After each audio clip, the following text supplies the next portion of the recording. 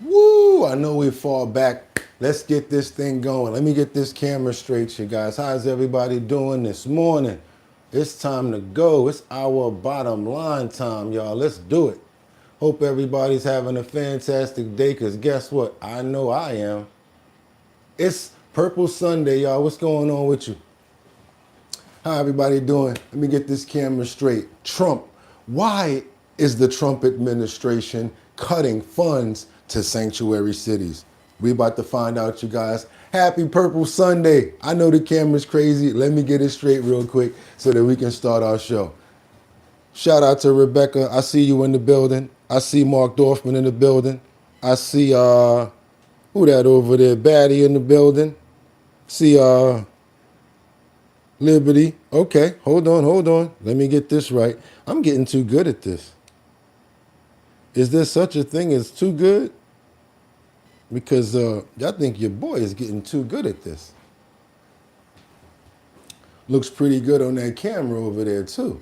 Got a little bit of lip on the top, but I'm fine with that. I actually like that. How you guys doing this morning?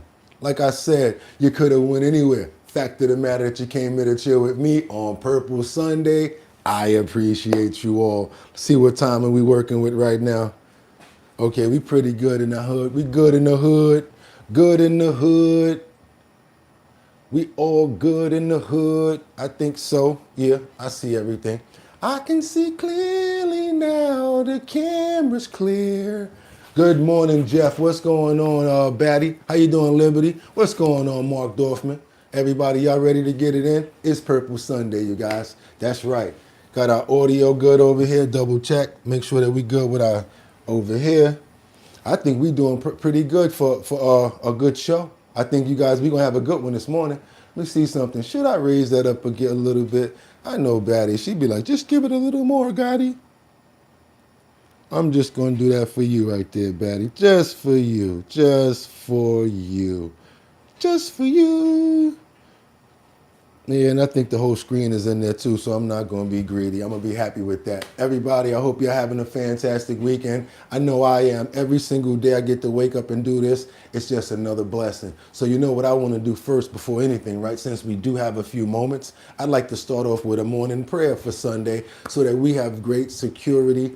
We have a love for each other as well as our family and our friends, and we make sure that everybody has good health. We even care about those animals. That's right, because guess what? All of our furry friends, those of our family members as well. Yes, you guys, want to pray for every single person here. Rebecca Lanyan Bueno. Hope Terry is feeling much better now. Jeff, I know you wasn't feeling that good last week. Hope you coming through it too as well. All right. Hope everybody's good.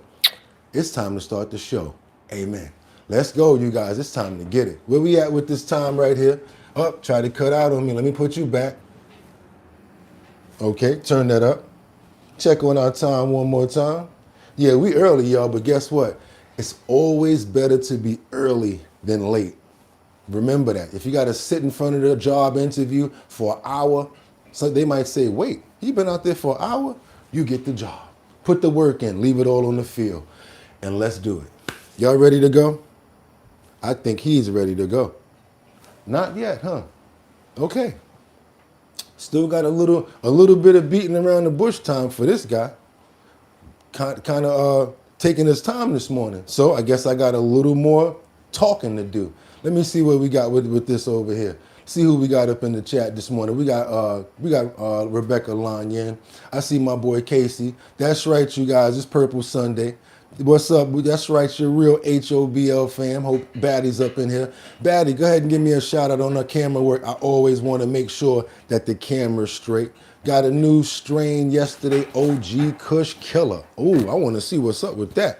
You know what I'm saying? Mark, holla at your boy. You know we good. You know we good, Mark. Yeah, we put it up in the air, no doubt. Don't even front. Sometimes we got to do what we do. But we got to still keep it professional. Want to give everybody a shout out this morning. Thanks a lot for Liberty for the shout out on the song yesterday. And I definitely got you, my brother Casey, when it comes down to what we talked about yesterday with that Black Rob. Just got to be the right way when we do it. So we're going to do that right. I don't want to have on the purple when I do that. It's got to be right. So without any further ado and not beating around the bush anymore with the loud radiator in the back, because that's what that is. You know what time it is, right? Let me check the time to make sure. What? All right, are you ready now? Still ain't ready. What's going on with this guy? I mean, like, really? Really? Still got to talk some more crap. Okay, well, what else we talk? What else we got going on up in here? It's Purple Sunday. I don't got no jokes to tell. I'm not Eddie Murphy, so I ain't got none of those right now until I get into the show. I guess I really beat the clock this morning, not knowing how good we going to be with the camera. Okay, cool. So we set up now. And are you ready now? Now he's ready. I'm ready to go. And they're ready to go.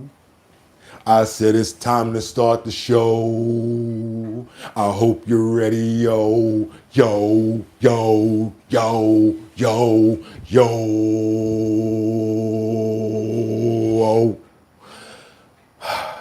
And we're going to do it now. Let's wind it up. Wind it up. Wind it up. I know we, yeah. Try to catch me. Don't play. Try to catch me out there like I was gonna be late. Soon as I heard you chime, I knew it was time to drop it like a dime. Now y'all ready? Open up those pores. We gotta open up those pores. Rugged, never smooth. It's easy enough, y'all. Open up those pores. Chiba, y'all. Open up those pores. Lie together, cry together. Open up those pores. We gotta open up those pores. Like sweet morning, gotta open up those pores. I took one look at you, open up those pores. And it was plain to see that you were my destiny. You're all I need to get by.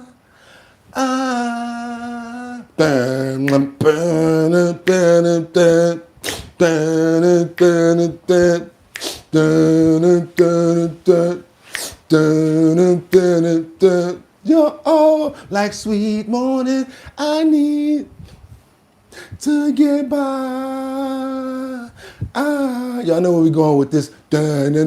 Shorty, I'm here for you anytime you need me. For real, girl, it's me in your world. Believe me, nothing make a man feel better than the woman. Queen with a crown that be down for whatever. It's a few things that's forever. My lady, we can make war or make babies. Back when I was nothing, you made me feel like I was something. That's why I'm down with you today, boo, no frontin'. Even when the skies were gray, you would rub me on my back and say, baby, it'll be okay. Now that's real to a brother like me, baby. Never ever give my away and keep it tight, alright? And I'ma walk these dogs so we can live in a fat ass crib with thousands of kids. Word life, you don't need a ring to be my wife. Just be there for me and I'ma make sure we stay living in the effing lap of luxury. I'm realizing that you didn't have to with me, but you did. Now I'm going all out, kid, and I got man love to give. Boo, my nigga, oh, lie together. I need to get by. Oh, I burn.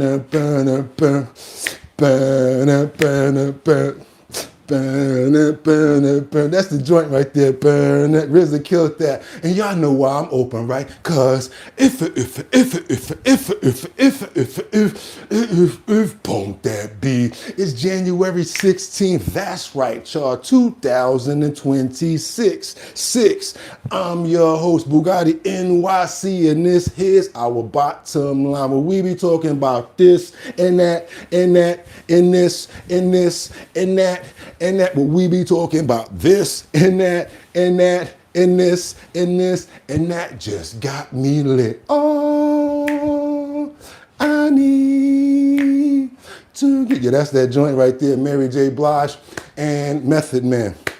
actually Method Man and featuring Mary J. Blige. It was a hot song. Y'all know when they was up on the roof and your boy was like this, he had the hat on. Yeah, that was my favorite artist at that time. And if you guys look very close in the Bring the Pain video, yes, you will see your boy BOOGOTTINYC. I was the guy with the big afro. And I'm the original person that was fighting with the bum on the bus with Method Man. That was not Busta Rhymes when they did it over. That's really me. You can tell by the boots that I had on when I was beating them up. That's why I know so much Method Man songs and so much Keith Murray. Been around for a long time, you guys, but guess what? That's enough of that. It's time to get into the show. It's your boy BOOGOTTINYC, and like I told you before, you could have went anywhere. Fact of the matter that you came here to chill with me, I appreciate you for our bottom line.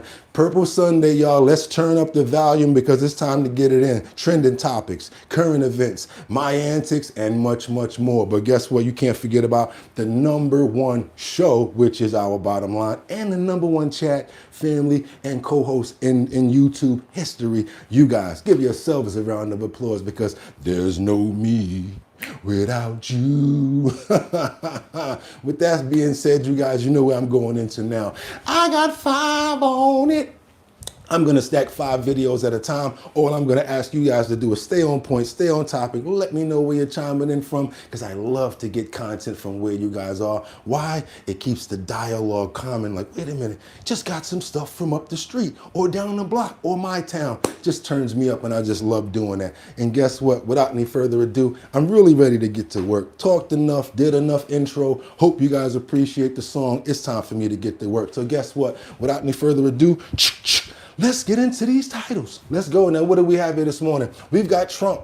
Why is the Trump administration cutting funds for sanctuary cities? You guys know why. They're not letting them in the jails. They're not letting them get access to what they need. So therefore, they're turning the spigot off. But we got much more to keep it going, and let's do exactly that, because secondly, we have Comer, who moves forward with Clinton's contempt of Congress case. Do you think the Clintons gonna wind up going to jail? I don't think so. Probably get a slap on the wrist, or is Bill Clinton waiting to tap out? Have no idea. They probably had this case going on so long, you never know. No pun intended. Let's keep on moving forward. Last but not least, DOJ investigating Governor Tim Walz for conspiracy to hinder ICE agents. We got that. We got much more. Without any further ado, I'd like to get on over to the White House, where the president comes out, has some gaggles, speaks about Greenland, and much, much more. What do you guys think about Greenland with what's going on right now? Trying to take over Greenland. I think I would love to know your perspective on that. Let's keep on moving forward. Like I said, I got 5 for you.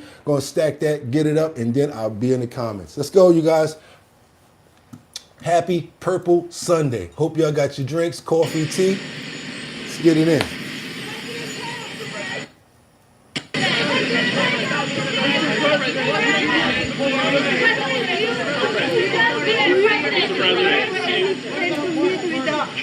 Thank you, Mr. President. Can you explain how your great healthcare plan will impact Americans' health insurance premiums? It's going to be it is a tremendous plan. It's called the Great Healthcare Plan. And we're going to get tremendous reductions, as you know, through, if you look at medicines and prescription drugs, they're going to come down by numbers that have never been seen before. And we're doing that by most favored nations and other nations. Good morning, everybody. Whoever pays the lowest in the world, that's what we're going to pay. Right now, we're paying sometimes 10 times higher than other nations. So we have favored nations. That's been approved. Other nations have, for the most part, agreed to it. And they had no choice, otherwise we were going to put tariffs on them. The health care plan that we're coming, the money's going to be paid directly to the people. So it goes directly, not to the companies, not to the insurance companies. It's going to go directly to the people, and the people are going to buy their own health care. They'll get much better health care at a much reduced Mr. President, pull out of NATO if it doesn't help you acquire Greenland. Well, we're going to see. NATO has been dealing with us on Greenland. We need Greenland for national security very badly. If we don't have it, we have a big hole in national security, especially when it comes to what we're doing in terms of the Golden Dome and all of the other things. We have a lot of investments in military. We have got the strongest military in the world, and it's only getting stronger. And you saw that with Venezuela. You saw that with the attack on Iran, with the knocking out their nuclear capability potentially. So yeah, we're talking to NATO. Mr. President. Now, speaking of NATO and Greenland, because he's not the only one speaking on this topic, I actually I found something very early that's not even in the lineup. I looked on the lineup, I looked over here. I'm like, yo, bro, you had something else for them on that topic, right? Exactly. Because this is something that's pretty stressing right now when you come to think about it, because everyone in Greenland is not happy about this. The people are giving pushback, and they're saying that they don't want to be a part of the United States as far as that's concerned. And now we've got Denmark and all of these people that are involved in NATO really coming out, picketing and everything. Let's get into it. You guys double tap that screen and get those likes up. Strategy for Greenland, threatening some NATO allies with a 10% tariff. This as thousands gathered in Denmark to support the Arctic territory, waving flags and holding up signs reading, "Hands off Greenland." And a group of U.S. lawmakers traveling to Denmark showing their support for the American ally. Here's ABC's senior White House correspondent, Selena Wang. Tonight, President Trump issuing a new threat to our European allies who oppose a U.S. takeover of Greenland. Trump posting on Truth Social that 8 of our NATO allies, including Denmark, France, Germany, and the United Kingdom, will face 10% tariffs starting on February 1st, adding that those tariffs will jump to 25% in June until a deal is reached for the complete and total purchase of Greenland. For weeks, Trump has been escalating his threats, saying the U.S. will have Greenland one way or another, refusing to rule out the use of military force.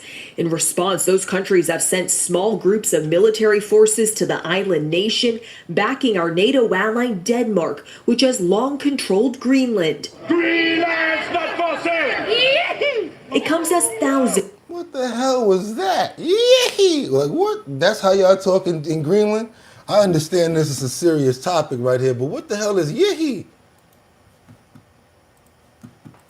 Which has long controlled Greenland. Greenland's not for sale. It comes as thousands march through the streets of Copenhagen today in protest, many waving Greenland's flag, holding signs that read, "Make America Smart Again" and "Hands Off." I'm afraid that he will destroy the NATO alliance, so we're here to stand with the Greenlanders. Trump is criticizing those countries for, quote, playing this very dangerous game and putting a level of risk in play that is not tenable or sustainable. This weekend, a bipartisan group of senators traveling in Denmark. Do the officials in Denmark and Greenland take President Trump's threats seriously? Very seriously. In fact, they're alarmed. Danish political leaders are preparing for the possibility that the United States, instead of being a close and trusted ally, might become an adversary, and they're gravely concerned. And where President Trump insists that the U.S. needs Greenland for national security, citing Chinese and Russian activity, but many lawmakers and experts say there's no immediate threat, pointing out the U.S. already has the ability to increase their military presence on the island through a long-standing treaty. Whit? All right, Selena Wang. All right, y'all. What y'all think about this? I want to know what y'all personal feelings is about. Yee! What the hell was that? My bad, y'all. I just really want to ask you guys, do you think it's correct or a good idea for us to be trying to get, or Trump to try to obtain Greenland, or do you think it's a bad thing? Good thing, yeah, it's good that he's going after Greenland and try to secure what's going on. And if whatever your thoughts are, if it's a bad thing, let's get those thumbs down going. I got some information right now on Pete Hegseth as he announces the Pentagon is taking steps to clean up the oldest DEI program inside of the Pentagon. Let's keep on moving forward. You guys double tap that screen to get those likes up. As a matter of fact, no. I want to get this over. There's a little bit more. Level the playing field. Expert urges pressure to help Iran protesters. Yeah, I want to definitely get into Iran real quick. Let's go to Iran before Pete Hegseth. Thumbs up, thumbs up, thumbs up, one down, thumbs up, thumbs down, thumbs down, thumbs down. Almost the same right there. Okay, cool. Split decisions on this topic right here. I'm confused about it as well. Totally understand you guys and I feel the same way. Okay. I really don't. Sometimes I'm this way and sometimes I'm not. You know, sometimes you feel like sometimes you don't. So yeah, but I think the thumbs down are actually, wait a minute, those thumbs up are coming back. It's definitely half and half. Thumbs down came again. Damn. Yeah, so every time it's like 3 thumbs down, it's 3 thumbs up. So that's like 50-50 over here from what I see.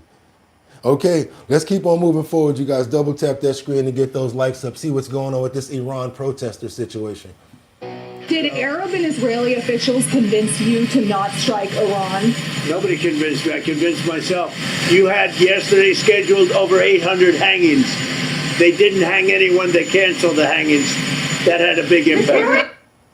That was important what he said. President Trump holding off on strikes against Iran after the regime canceled its scheduled executions. But the threat of U.S. action appears to still be on the table. Like, how are you 800? That's crazy. What's going on in Iran? Seriously? As U.S. military sources tell Fox, Up and down, the American up and military down. assets, You guys are including still the half aircraft and carrier half. strike group Abraham Lincoln, is heading to the Middle East. Joining us now to react, the Foundation for the Defense of Democracy senior run. You guys, I'm noticing your thumbs up and thumbs down, and I'm just going to acknowledge you. You're still half and half. It's still 50-50 on this topic. Program Director Behnam Ben Talalubu. Ben, how you doing this morning? Great to see you, Lucas. Good morning. What can President Trump do to help the protesters in Iran? Well, there's a lot he can do. He can continue to support the Iranian people from the bully pulpit as he has. He can continue to bring more military assets into the region to credibly threaten this regime, to make sure that the regime, A, listens to the protesters' demands, B, actually backs down from continuing to throttle and shut down the internet, and C, also begin to actually release many of those that the regime has actually arrested. Now, that being said, it doesn't look like this regime, which is the world's foremost state sponsor of terrorism and has repressed its own people at home and aggressed against America and America's partners abroad, doesn't look like they're going to be doing that. So realistically, President Trump is going to have cyber options, kinetic options, and economic options on the table. And we're all guessing right now, adversaries and allies alike, as to what President Trump's next move is going to be.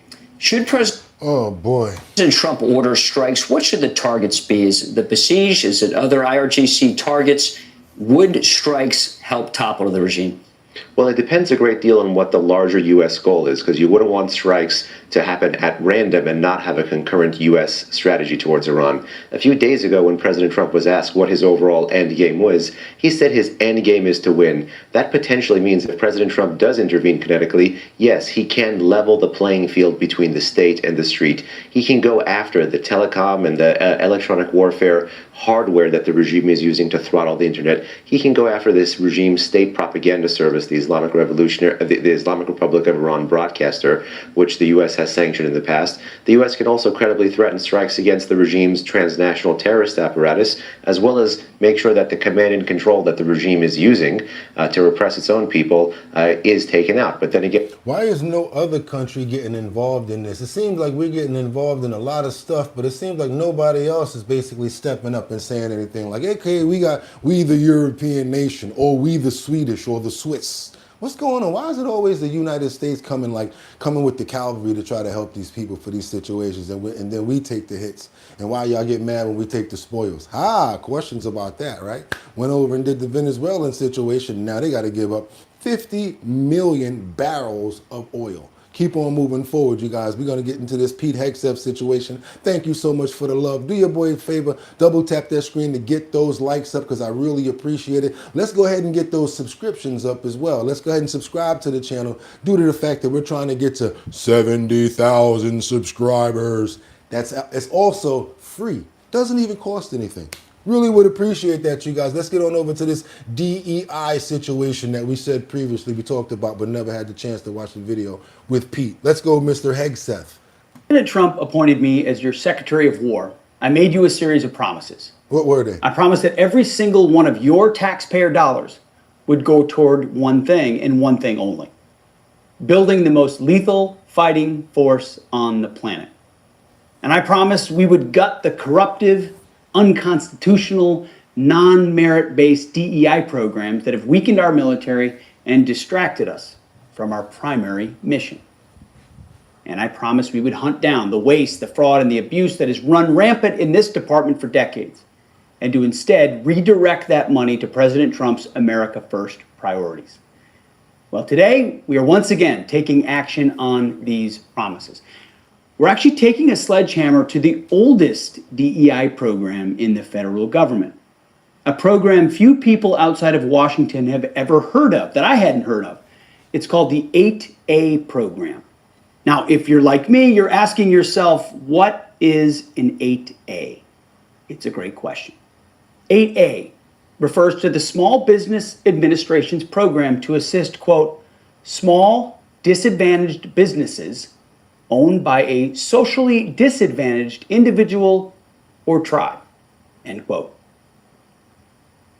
Providing these small businesses with opportunities is a laudable goal.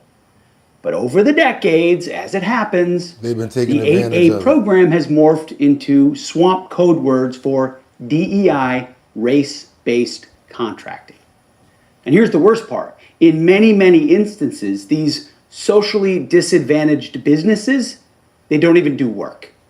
They take a 10%, 20%, sometimes 50% fee off the top and then pass the contract off to a giant consulting firm, commonly known as Beltway bandits. For decades, this program, 8A, has been a breeding ground for fraud. And this administration is finally doing something about it. Yep, okay, so thank you for telling us what it was, what you're planning on doing, and they're probably going to just shut it down. Mr. Hegseth, let's keep on moving forward, you guys, in Washington, because the Department of Justice investigations into Governor Tim Walz, one of your favorite guys, right? You guys call him Tim. People told me not to call him that, so I got to let you guys say the first name. I won't say it, but I know you guys will. Mr. Walz, the mayor, as a conspiracy to hinder ICE agents in hot water. So now Tim Walz, as well as the mayor, is in hot water, trying to hinder operations when it comes down to ICE agents in Minnesota. Here with their analysis, Saul Weisenberg, Fox News contributor and former deputy independent counsel, and Mike Davis, Article 3 project president, former law clerk to Justice Neil Gorsuch. Saul, let's start with you. The details are still coming in, but your initial thoughts about this charge, 18 U.S.C. 372, there you go. Conspiracy to impede federal agents. Could this stick? Well, they certainly have a right to investigate it, and some of the statements made by the governor and certainly the mayor are very disturbing. As you know, it's hard to go after people for even under federal criminal statutes for conduct that is pure speech. So we'll have to wait and see how the facts develop. But the idea that you would not be able to start an investigation based upon this, I completely reject. And when we talk about using language and words, and let's go to Mike on this, it's really language and words that lead to action on the part of the agitators on the ground. When you're telling them to film, to track, and calling this an invasion, Mike, that comes pretty close to incitement.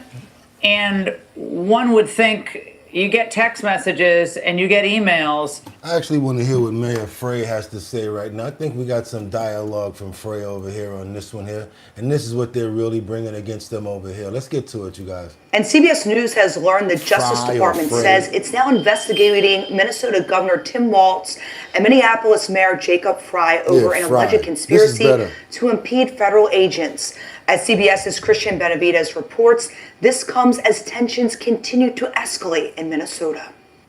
The investigation into two elected Democrats by the Justice Department, first reported by CBS News, stems at least in part from statements made by Governor Tim Walz and Mayor Jacob Frey about ICE and Border Patrol officers deployed to Minneapolis. It's not clear which comments investigators are looking at, but both have been critical of the mass deployment of 3,000 federal agents to the Twin Cities, particularly on the heels of the death of Renee Good and the shooting of a Venezuelan migrant. Both incidents, DHS says, were in self-defense. We have ICE agents throughout our city and throughout our state who, along with Border Control, are creating chaos.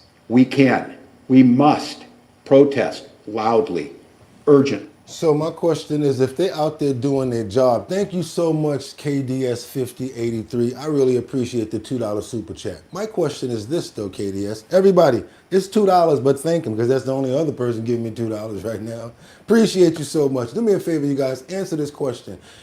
Is it me, or am I thinking incorrect when I'm saying, why are they out there messing with the Homeland Security and the ICE agents? Because if they're not out there bothering them and disturbing what's going on, none of this would be happening in the first place. So then how come you actually trying to defend actions that would have never happened if they never would have been out there in the first place interfering with these operations? I don't understand. I don't understand. But also peacefully. Investigators are looking at an alleged conspiracy to impede federal officers. On X, Mayor Fry called the investigation an attempt to intimidate, while Governor Walz says it is an authoritarian tactic. Protests have escalated this week, leading to clashes between protesters and federal officers. At one point, protesters ripped out a large box from the trunk of an unmarked FBI vehicle. The crowd tore through a second vehicle too. Amid the chaotic scenes, President Trump reiterated he's willing to invoke the Insurrection Act. I don't think So that's okay, is what I'm saying. All that's okay.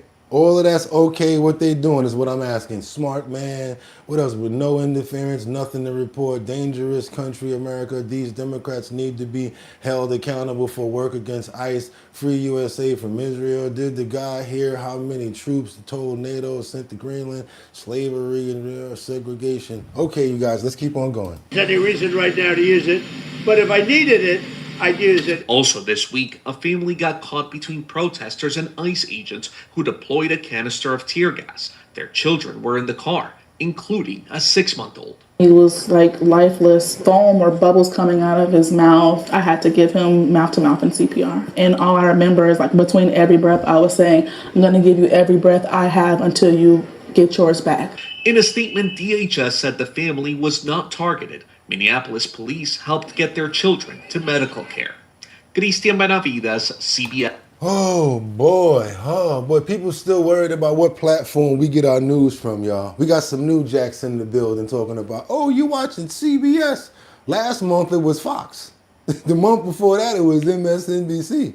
Everybody's always going to have a problem where you get information from. Now let's start it from the top like we first started. Let's go ahead and give them some information. Let's go ahead and give it to them, vets. Y'all ready? Let me get in position. Doesn't matter if it's Fox, MSNBC, BBC, ABC, CBS, NBC. The fact of the matter is this: where there's smoke, there's fire. What do? Gonna let it smolder and burn, or go check out and see what's going on? Us smart people over here, we listen to it. We take the information in like any smart adult should, and then we make our own assessments of if it's true or not. We don't just walk like robots or Frankenstein to the beat of anyone's drum that tells us anything. So for all of the people that keep on saying, why are you watching Fox? Why are you watching NBC, SNBC? That's the news that's provided. We break that down. We have smart people in the chat that can understand what's going on, and then we make a dialogue. Same way we do when it comes down to politics. You might not agree with someone, but the fact that we have a forum to talk about it makes a chance for us to get over it and make opportunities. Let's keep on moving forward, you guys. Let's stop worrying about platforms, obtain the information, and then have a great forum about what's going on. And we can make our own judgments on, is that truth, if it's not, and then do our own research. Now that's how we do our show over here. Let's double tap that screen and get those likes up. Hopefully you understand what we got going on over here. Very excited to keep moving forward. As you can tell, Minneapolis is reporting a day and night difference between Minneapolis as well. There's some in-depth reporting going on here. It kind of calmed down from what we saw there earlier, but we got some day and night difference reporting going on here from an independent reporter. It's going to talk about what happens outside at Minneapolis. Independent journalist Cam Higbee is live on the ground in Minneapolis. So Cam, what's cooking tonight?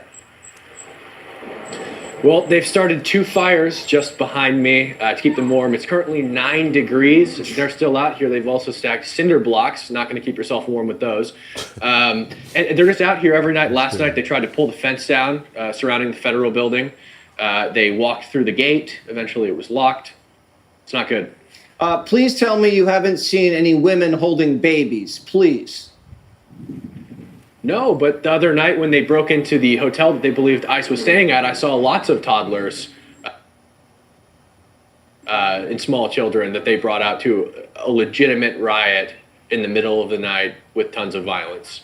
Do these women, are the kids in strollers? What do they have them in, like one of those little swings? Sometimes they have them in strollers, but the other night I saw several small children just being walked around. And I mean, these are kids that are, this big. Oh my God. And the fathers are walk. dads there? No fathers.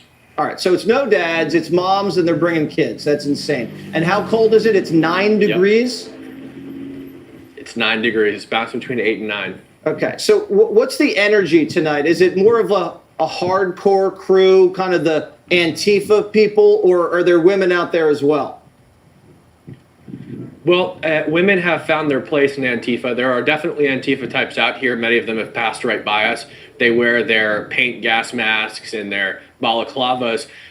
Those people are always out here. The difference in the crowd is always day and night, literally. So during the day, it's still a very vicious crowd, but at night is when you start to get like groups of Somalis coming in, and it seems that they just don't really care what happens, and those are the kinds of people that throw a lot of stuff and stuff like that. When they use the cloak of night to do all sorts of things that's basically can like illegal acts and things of that nature is basically what he's trying to say. It's much different at night than what's going on in the daytime when it comes down to Minneapolis protests. Like you said, they try to break down the fence at the federal building. I don't know if I want to break into a federal building. I'm not too sure about that. Let's keep on moving forward, you guys. We got Democrats that are fueling an anti-ICE rhetoric. That's what some people are saying. Kind of calling it Slill's knavery. Patriots is there in, let me see what's going on here. I don't want to say it like that because this is what's going on right now. We got a lot of pushback going on in these situations, and we got Democrats, Republicans, as well as independents who are speaking their voices out. Here is some information from some Democrats. That's the way you do it, Bugatti. You keep your way out of this stuff. Keep yourself out of it and just do it that way. People on the street. This is not about safety. This is not about immigration. This is about sowing chaos on the streets of Minneapolis. This is about political retribution. This looks like modern-day slave patrols. Top Democrats holding a field hearing in Minnesota to investigate ICE, slamming the agency as protesters clash with agents in Minneapolis. Here to react is former Speaker of the House and Fox News political analyst, Newt. All right, that's enough about this. I'm sorry, that's enough. But I just want you guys to see some actions of what's really going on. And it's not only in the daytime and nighttime. You saw that, right? It was daytime action in Minneapolis. It's going crazy out there, you guys. I hope everybody's being safe in Minneapolis, and I hope nobody gets hurt from what we've already seen out there. Amen. It's got to keep on moving forward now, because now we got to get on over to Venezuela. That's right, Venezuela. 10 most insane luxuries that Nicolas Maduro had while the nation suffered under his reign. So everybody that feels bad for Nicolas Maduro, that just got arrested, and watch your head. I just thought to myself, I said, let's find out a little bit about how he was living and how the people were living while he was living that way. They said that Nicolas Maduro was the steak, cigar, and cognac president. Sounds like he's pretty enriched with what he likes and the qualities of certain things. Kind of like a mobster. Let's keep on moving forward. And by the way, who's that right there? Connie Kindler? Thank you so much for the $5 super chat. Insane Asylum open again. Why they bring their babies? Thank you so much for somebody that basically noticed that. What are they bringing their babies out there for? Let's keep on moving forward, you guys. I want you guys to see this next clip that we got coming up. If you appreciate the content, I want you guys to see how this dude was living. While Venezuelan families struggle to afford a carton of eggs on minimum wage, Nicolas Maduro and his inner circle own luxury cars worth more than 1,000 Venezuelan vehicles combined. Private jets that cost more than entire hospital budgets. And oceanfront mansions that could fund schools for decades. Today, I'm revealing the 10 most obscene and expensive possessions of the narco dictator, Nicolas Maduro. These are documented assets seized by international authorities, tracked by Give up some love to 10 most insane luxuries at Narcos, and this is the Globe Life Explorer. Of course, we're not gonna watch it all. Just wanted you guys to see a little bit of what's happening. Investigators and verified through court records. You won't believe your eyes. 1. The seized fleet of luxury cars. Let's start with premium fuel. In 2025, the United States seized a fleet of 9 luxury vehicles linked directly to the Venezuelan regime's finances. We're not talking about regular cars here. These vehicles had starting prices around $80,000, with fully equipped models easily surpassing $200,000 each. One of these SUVs didn't even touch Venezuelan soil when it was purchased. It was ordered through a shell company in Panama, shipped through the Caribbean, registered in Florida, and only then quietly flown back to Caracas. The total value of these 9 cars equals more than 1,000 used Venezuelan cars. While ordinary Venezuelans wait in gas lines for up to 24 hours, these luxury SUVs and European sedans sit in climate-controlled garages with Napa leather interiors and premium sound systems. The contrast is absolutely brutal. A single tank of gas for one of these SUVs costs the same as a month of food for an average Venezuelan family. The maintenance alone on just one vehicle requires more money than most Venezuelan professionals earn in an entire year. We're talking about headlight repairs that cost more than annual salaries. But here's what makes this even more outrageous. These cars were cruising between Caracas, the Miraflores presidential palace, and private airports, while the real Venezuela was living a transportation nightmare. Buses running on prayers and spare parts, mechanics working with wire and YouTube tutorials, and millions of people who can't even dream of owning a functioning vehicle. All right, y'all. 10 most insane luxuries of the narco. You guys can go check that out on Globe Life Explorer. Did you hear what they said about those buses? Buses running on a prayer and a dream. They got mechanics out here working with wire in YouTube videos. Oh, y'all heard that? It wasn't me. Yes.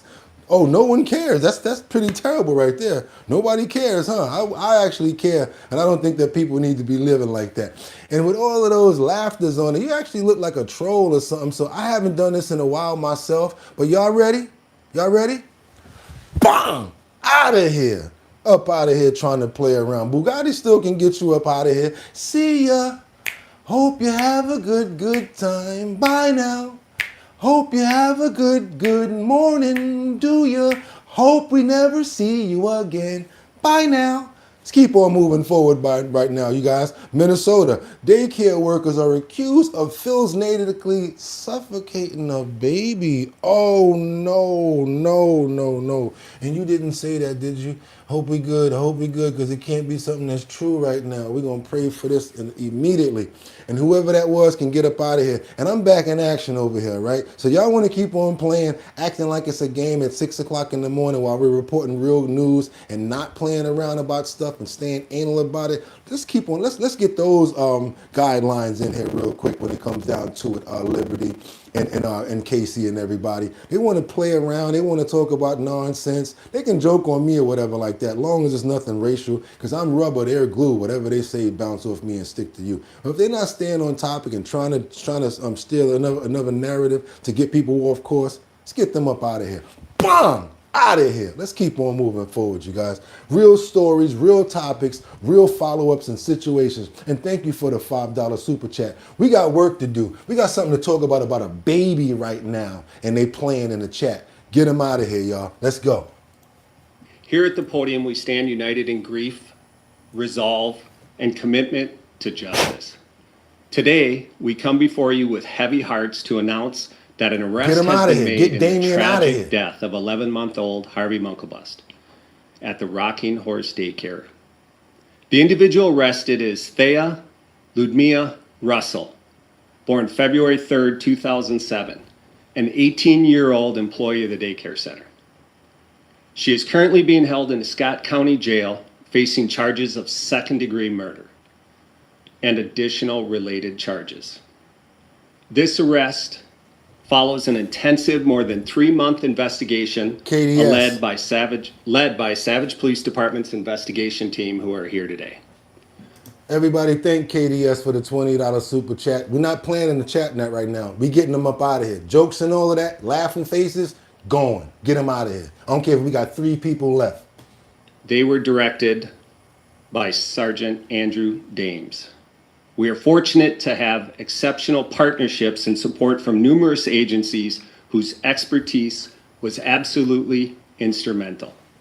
The Minnesota Bureau of Criminal Apprehension for crime scene processing, homicide detectives, and laboratory analysis. The Hennepin County Medical Examiner's Office. FBI's Behavioral Analysis Unit played a huge part. Scott County Attorney's Office played a huge part and role in this arrest. The Department of Children, Youth, and Family Services. The Shakopee Police Department, Prior Lake Police Department, Scott County Sheriff's Office, and Carver County Sheriff's Office. We thank them. See the lady in the back crying? But they got jokes, talking nonsense. All for their part. Through this collaborative effort, we developed probable cause to believe the following tragic sequence of events. On Friday, September 19th in the afternoon, Savage Police Department responded to the Rocking Horse Ranch daycare after reports of a 4-month-old child who was briefly not breathing and was found with blood and foam under her nose and mouth. By the time officers arrived, the child was breathing again and was being transported to the hospital by the parents. At that time, this appeared to be a medical episode with no immediate foul play concerns raised. The child was later evaluated, released, and over the weekend was reported to be acting normally with no further issues observed whatsoever.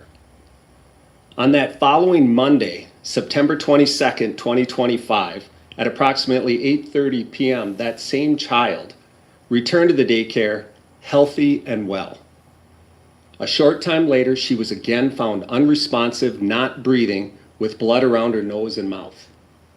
The child's parents were notified, returned to the center, and transported her to the hospital. Our department was not dispatched for that second incident. Tragically, just 2 hours later, at about 10 a.m. that same morning, Thea Russell called 911 to report an 11-month-old child, Harvey Mucklebust, was not breathing. Police, fire, and EMS responded immediately and initiated life-saving efforts.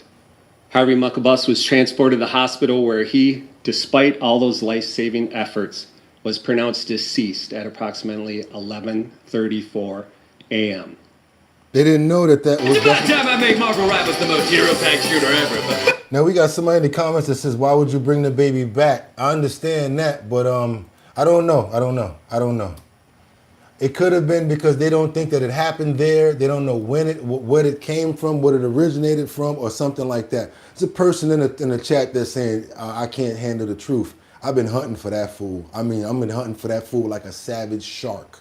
That one person that said he can't handle the truth. Sometimes there's one hint of sarcasm where you just really want to slap somebody in the face. And since I can't do that, I need somebody to get that person out of here. Do me that favor. Especially when we're talking about such sensitive topics like this. Now, I want to pray for the little child as well as the family of this child, because of the fact of the matter is, I don't know if the question that someone had in the comments was, why would they bring the child back? It could be because they didn't think that it came from there, or that I don't know. But I just want to pray for the family and the child as well. And hopefully things like this will not happen moving forward. We're going to keep on moving forward with the story to find out the backstory as well. I'm going to keep on digging to see if there's any more court cases coming up. But we definitely want to pray for the family and the loss in this tragic event. Amen. We got to keep on moving forward, you guys, because we got a lot to get into. We got to get into this video that shows a brazen smash and grab robbery in New Jersey in a jewelry store.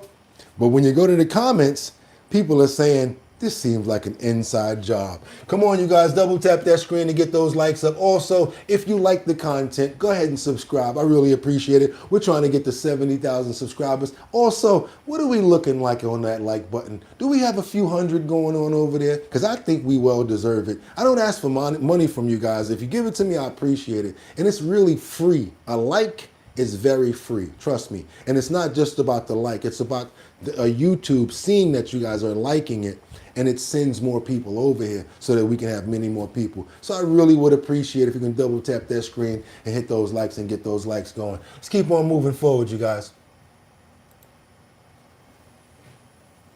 Now, let me make sure we got audio on this, because I know what I just saw was pretty crazy. Let's go ahead and make sure that, yeah, that was a pow right through the window.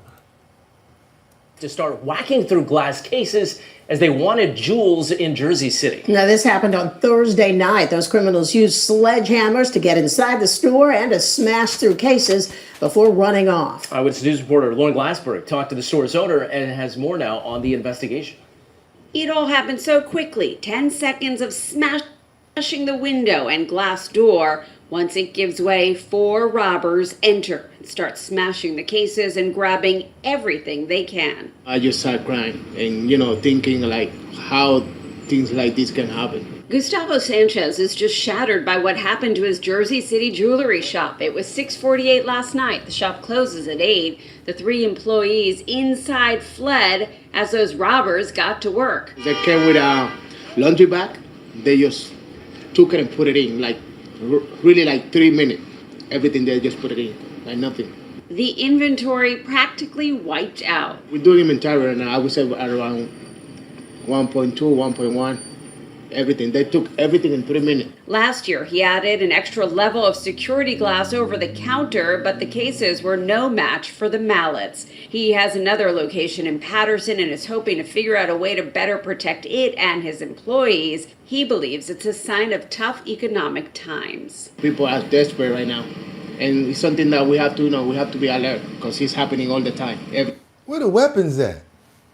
I mean, I see the sledgehammers, no doubt, but where the weapons at? Like laundry bags, you got the neon green one, got the blue one and the red one. Like, what is this, some sort of, are you serious right now, homeboy? I cannot think that this is some, come on, y'all. Y'all can't believe this one right here. No. Gustavo is thankful no one was hurt and says people on the street helped employees gather some of the jewels that the robbers dropped on their way out, giving him faith in humanity. Say thanks God for everything. At least we got we got healthy and we can keep pushing and working again. We can start it again. Oh, yeah, okay, Gustavo. We're going to look into this because this might be one of those them other events that we talked about the other day with that movie with Martin. Remember that one, right? When he was like, I got your pizza. Yeah, you know which one I'm talking about. Where they was like, he went to that tire shop and the guy was like, yeah, we had a whole wall of rims over here. And he was like, man, don't be playing with me. I'll hit you. You're going to have an indentation on your butt. You know what I'm talking about. That seems like an inside job to me, allegedly, Gustavo, but I'm not going to get into it. Okay, let's keep on going, y'all. Let's get on over to this Minnesota situation with this daycare. What we got right now? No, we already said that one. I'm definitely don't want to give you guys that story again. We got to get on over to Beverly Hills. This is pretty important, a serious topic right here. And another one that I just can't understand. California/Beverly Hills, where a man was drill snagged, can't say that word, don't want to say it. I could say that word, but don't want to say it. Under a car in Beverly Hills. Let's keep on moving forward, you guys. We go every single place, every city, every state, every country. We cover everything. A man who was critically injured today in a seemingly random attack in Beverly Hills has died. Yeah, police say the victim was hit with a metal object, then struck by a car and dragged during the terrifying assault. This was like some Terminator stuff right here. And where the police was, I cannot believe it. I mean, nowhere to be found. In broad daylight. An arrest has been made, but the investigation is only just beginning. KTLA's Chris Wolf is live in Beverly Hills with the latest. Chris? Beverly Hills, too. Good evening, Rick and Cher. What started as a case of assault with a deadly weapon, as you mentioned, has turned into a murder investigation here in Beverly Hills now that the victim has died. First, a warning, we have blurred the video you are about to see, but it is still graphic. Oh my God, oh my God. He's going the wrong way. What the? Beaten, run over, and dragged under a vehicle. What possessed one man to do this to another? All of it unfolding in Beverly Hills this Friday. A suspect has been arrested and the victim has died. That's just the second part of it. That was the second part. He beat him up and then went and got his car to do that. Details about their relationship and circumstances leading up to the explosive encounter are unclear, but this is what we know. Shortly after 12:30 p.m., some type of argument in the street escalated into one man beating the other with possibly a pipe or a wrench. The brutality took place on the southbound side of San Vicente Boulevard, divided from northbound lanes with a grassy median. Witnesses do not want to be identified. One tells us the man receiving the blows appeared to be homeless. Looked like he was maybe even trying to kill him, and then he took off. The attacker took off, and then the guy who was down on the ground was trying to get up, and then suddenly this white car comes from Wilshire Boulevard and is driving the wrong way and hits the guy on the ground, drags him for probably 100, 200 feet. And that's when another witness found herself in the middle of the chaos. She was cowering behind the wheel of her parked car because she saw the white vehicle coming toward her, traveling in the wrong direction, dragging a man underneath. I could see that there was a man under the car. I personally did not want to witness this person being dragged under the car, so I put my head down, but I was in the car and had felt this person's head likely hit the back of my tire. Police were on the scene within minutes following a barrage of 911 calls and were able to quickly arrest the suspected attacker. He's identified as 54-year-old Christopher Cornelius of San Bernardino. Authorities say he used a blunt object and then his car to batter the victim. Investigators say Christopher Cornelius has a lengthy criminal record, including violent crimes. Damn. His bail is set at $2 million. Anyone with information in this case should contact Beverly Hills Police. Terrible situation right there, guys. I mean, what could he have done to have that person get to want to take that much anger and tragedy out on somebody that bad? Yes, you know we're going to pray for that. You definitely know. But due to the fact that we have something similar in New York/Brooklyn, I'd like to just do it all at the same time, you guys, if you don't mind, and get this out. All the cast members, remember that? All That, the show, All That. A cast member, Kiara Underwood, who lost her life in Brooklyn in a hit and run. This was yesterday. She walked right into the middle of the street. This kind of hits home in a personal place because I, at some point, was acting and doing like background and things, and I realized how hard it is to do that sort of work.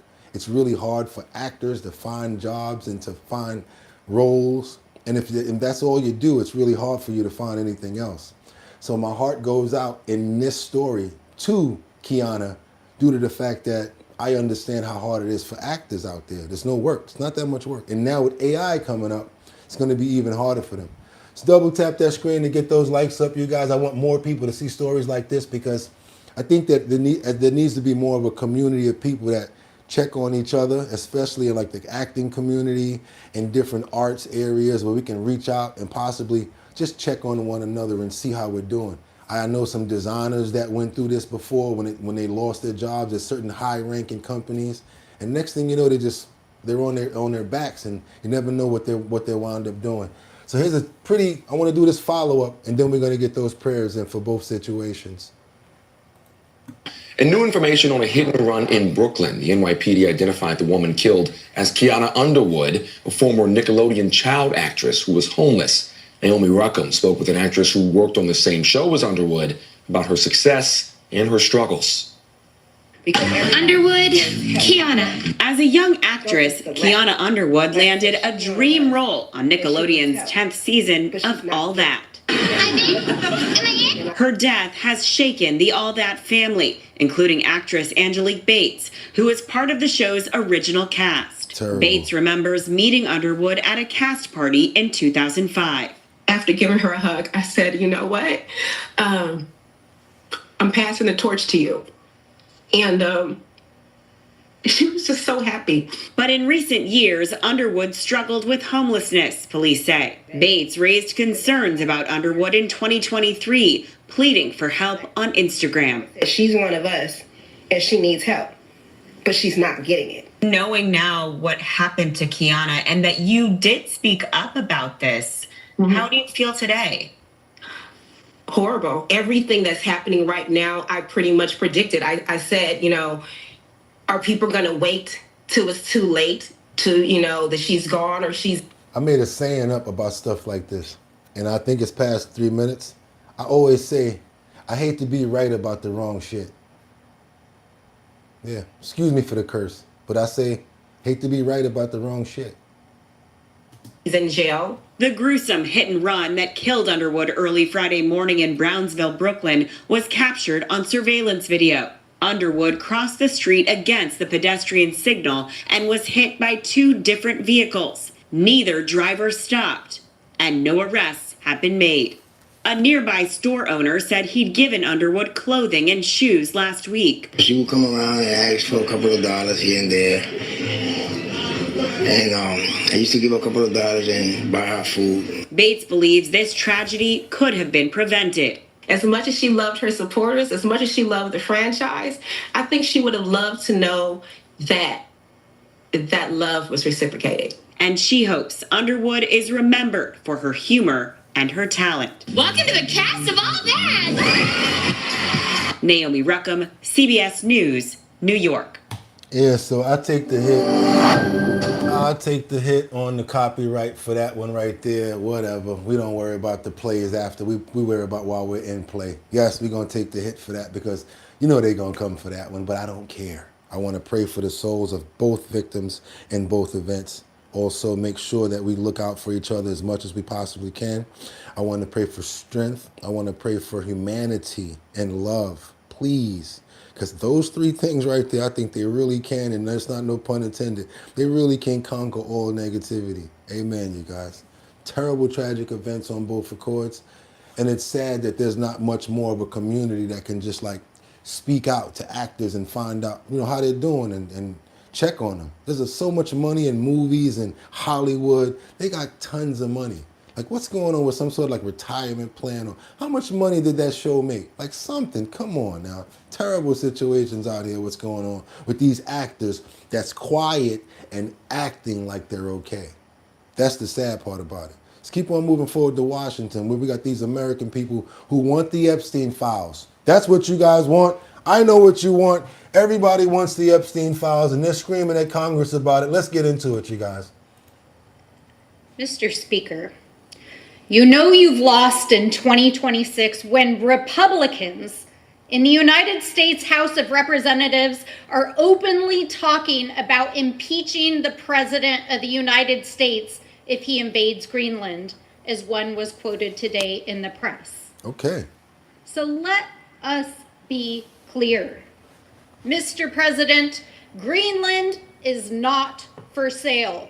Greenland is not for war. Greenland is not to be invaded. Okay. Greenland is for the Greenlandic people and our NATO allies, and we in the House of Representatives stand with our allies. Okay. So you have been duly warned, Mr. President. The American people want the Epstein files, not Greenland. Ooh. And if you violate the law and one of our longest standing ally ships on the planet, there will be consequences. Consequences and repercussions. It is long overdue. She said her piece. The gentlewoman yields. Now, what do you guys think about that right there? Do you think, just a quick clip. Do you think that President Trump and the administration is using everything else to try to cover up for not releasing the Epstein files in full capacity? Let's get on over to Washington and stay there. We got some breaking news coming right in with Senator Johnson. Michael Johnson, Mark Johnson, Michael Johnson? What's his first name? One of those talking about the Congressional Clinton subpoena. One of those, it was one of those Michaels or Mark. What's his first name? Johnson. I forgot his name. Now that Hillary Clinton is Mike also Johnson. showed up for her deposition today, James Comer said he's moving ahead with contempt for both of them. I just want to ask again, do you support... So she's asking him questions about Hillary Clinton not showing up to be deposed by Congress, and also what do you think about what James Comer's planning on doing moving forward with the contempt of Congress putting in. Let's go. Contempt for the both of them, and if it passes through the Oversight Committee, will you bring it to the floor? I do support it. I don't know how else you would define it, but that it is contempt of Congress. I mean, it's a duly issued subpoena, and if they have nothing to hide, they should just come and say that. So, I mean, I would support my chairman on that, and I think it's a really bad look for the Clintons that they won't come and share what they know. If they have nothing to hide, then they should do that. So just put a pin on it, you will bring it to the floor if it moves through Oversight successfully? For a regular order process like that, I wouldn't stop that. Uh-oh. I am, yes, and we had a very... So he said he's going to bring it to the floor if they get it in. Already this morning, the first of a series of meetings, and we brought in the chairs of various caucuses and our budget chair, Jody Arrington, and we have a leadership team in there. Very productive. We're moving forward to find out what we can squeeze into that and what the parameters will be. So lots of ideas. There's a big menu of options, and we're working through that. What's the risk of doing nothing? Well, there's no risk. I mean, we can move things through regular order as well, but the reconciliation is one of the tools that's available to us, and we want to use all the tools that we have in the arsenal. And I'm very bullish. I'm very optimistic. I think we can do something. Have you like Fumes on board with the idea? I talked to him about it yesterday, and I mean, it'll be led from the House as it should be. The last one was, and if we send something over, I'm convinced they'll process it. There's a lot of senators over there who are anxious to do it. I mean, Senator Kennedy gave a floor speech yesterday, and others. So we're working on that. So, but it's a deliberative, More than one thing going on in that conversation, but I don't know. It's something about me. I love to get new information about what else is going on. I heard that right there, so I'm like, what is he talking about? Let me hear that too.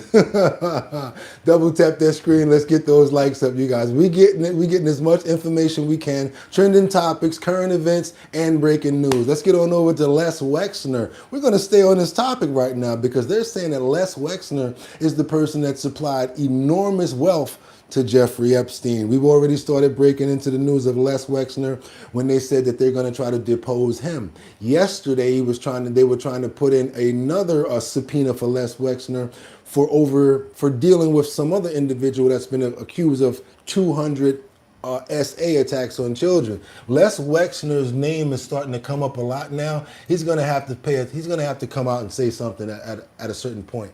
The friendship between Les Wexner and Jeffrey Epstein started in the 1980s after Epstein started a wealth management company. For a time, the two were also neighbors in New Albany. During today's news conference, Epstein accuser Annie Farmer spoke with reporters. She recalled being just 16 when she was flown to Epstein's ranch in New Mexico, where she said she and her sister were assaulted. Farmer went on to say that many people knew about the abuse committed by Epstein and others.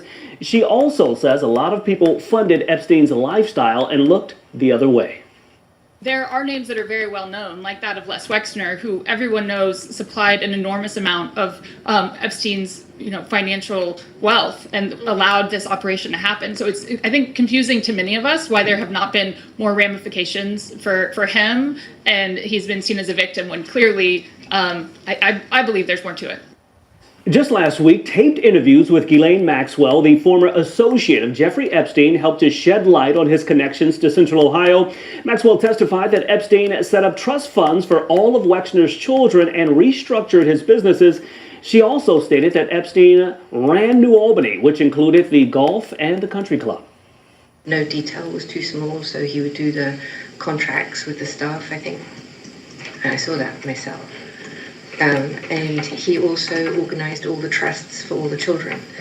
These were complex financial structures that would contain stocks of the various businesses. He restructured, when I was there, Wexner's business in its entirety, as I recollect.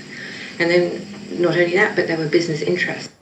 When Epstein was arrested in 2019, a spokesperson for Wexner said that he severed ties with Epstein more than a decade earlier. Wexner also told the board of L Brands at the time that he was not aware of any criminal activities and he regretted his relationship with Epstein. Now, we also know that where there's smoke, there's fire. Now that you got one situation going on, Lex, that everyone that knows you for with is Jeffrey Epstein, and women who are witnesses that are pointing you out and saying that you had something to do with assaulting them.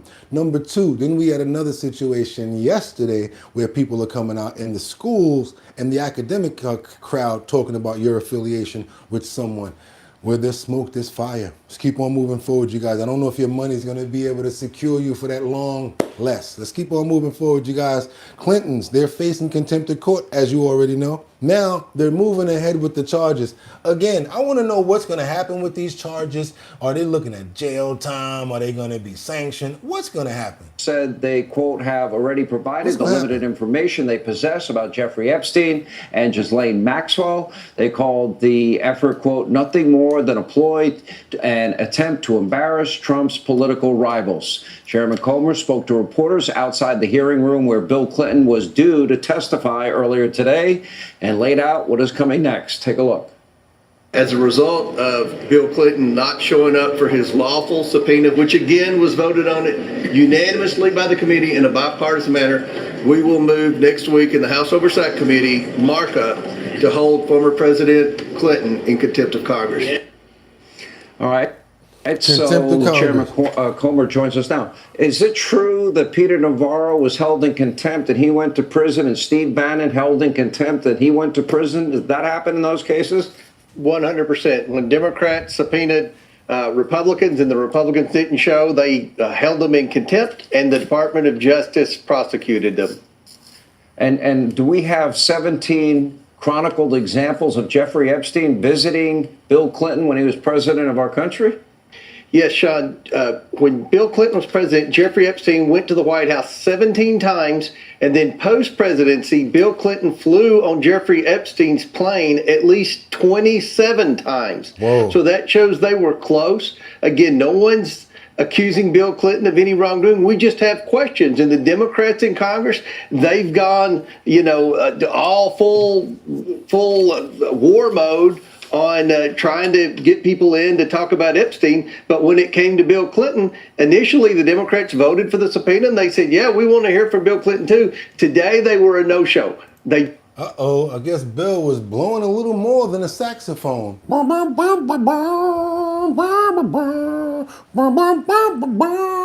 Blowing a little more, especially when you look at that picture of him in that blue dress. I don't know anybody gonna make no picture of no president in a blue dress like that if they don't have something against you. He like, yeah, what you gonna do about this picture of me, this picture I made of you in this blue dress over here? And Clinton probably was like, oh, you sassafras, because you can't do nothing about it because he got too much on you, huh? Epstein probably had too much on you. 17 times while you were the president, 27 times on his plane afterward, and you don't know nothing about a pills now. Stop playing. Y'all know there's some affiliation right there. Do your boy a favor, double tap that screen and get those likes up. Allegedly. Let's keep it funky, y'all. I don't know if that's going to help me because I took too long to say it, but allegedly. Let's keep on going, you guys. Let's get on over to Hollywood, where a father of Timothy Buzzfield victims, he speaks out. And guess what? I tried to give you a little bit of benefit of the doubt because you're married to Laura Ingalls, and one of my favorite, I said Laura Ingalls. That's not her real name. You know what I'm talking about, because that was one of my favorite shows. My mother would make me watch The Little House on the Prairie, and believe it or not, I actually liked it. I liked the jokes that they used to play on Nelly and all of that crazy little stuff. I was from the South, so I understood why my mother made me watch Little House on the Prairie.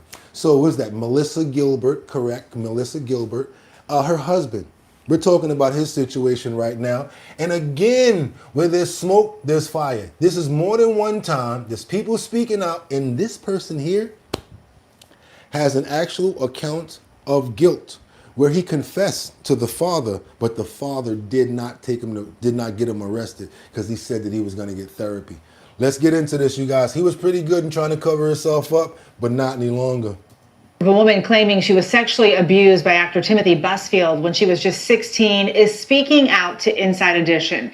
He tells Ann Mercogliano he trusted Busfield, letting his daughter work with him at the children's theater Busfield founded. Today, I spoke to the father of an alleged victim of actor Timothy Busfield as he faces child sex abuse charges. You've had harsh words for Timothy Busfield. He's a serial pedophile predator. Dad Colin Swift says Timothy Busfield attacked his daughter in 2001 when she was a 16-year-old intern at Sacramento's B Street Theater, founded by Timothy Busfield. My daughter was accepted into the B Street Theater internship program, and that was a big deal in those days. You got to perform in front of, an Emmy award-winning actor, Tim Busfield. He says about 4 months into her internship, Busfield asked his daughter to clean his office. She climbed a little ladder, and Tim was below her looking up. She told me she was pulled down. He spun her around. It was reported that he kissed her. It wasn't a kiss. It was a violation. He says Busfield aggressively touched his daughter all over. The dad tells me that his daughter pushed Busfield away and screamed, and that Busfield told her to be quiet or people would hear her. When you confronted Timothy Busfield, what happened? Tim began to cry. He started talking to me about how he was remorseful. Tim begged me not to go to the police. He says Busfield promised to seek therapy. The dad, who's a therapist himself, says he agreed, a decision he now regrets. You didn't go to the police. No, I did not. This is why I feel so guilty. He decided to break his silence after Busfield's arrest in Albuquerque for allegedly engaging in unlawful sexual conduct with twin brothers on the set of the TV show The Cleaning Lady. My gut twisted. My heart was broken. Busfield's attorney says the father's allegations about his daughter were never proved, and they're 25 years old. Wow. Busfield also denies the charges in his criminal case. This man needs to go down. He is a bad apple. Busfield is due in court for a hearing next Tuesday. And yes, we've been following this story, you guys. We got more. Let's keep on going, you guys. Let's double tap that screen to get those likes up, because now we got Blake Lively. He hires a lawyer who worked with Jeffrey Epstein's victims. Headlines. Let's keep on moving forward, you guys. Let's go. Blake Lively is making a strategic legal move as her courtroom battle with Justin Baldoni inches closer. We've got more on the legal showdown surrounding It Ends With Us in today's Page 6 headlines. Blake Lively has brought on powerhouse attorney Sigrid McCauley, best known for representing Jeffrey Epstein's victims, ahead of her highly anticipated trial against Justin Baldoni. According to People, McCauley will focus on public and media communications tied to the case. Somebody said they stay trying to rehabilitate.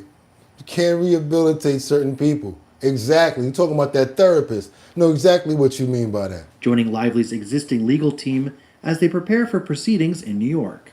In a statement, McCauley said the case centers on a woman standing up against a hostile work environment, while Lively's attorneys praised her experience, quote, speaking truth to power.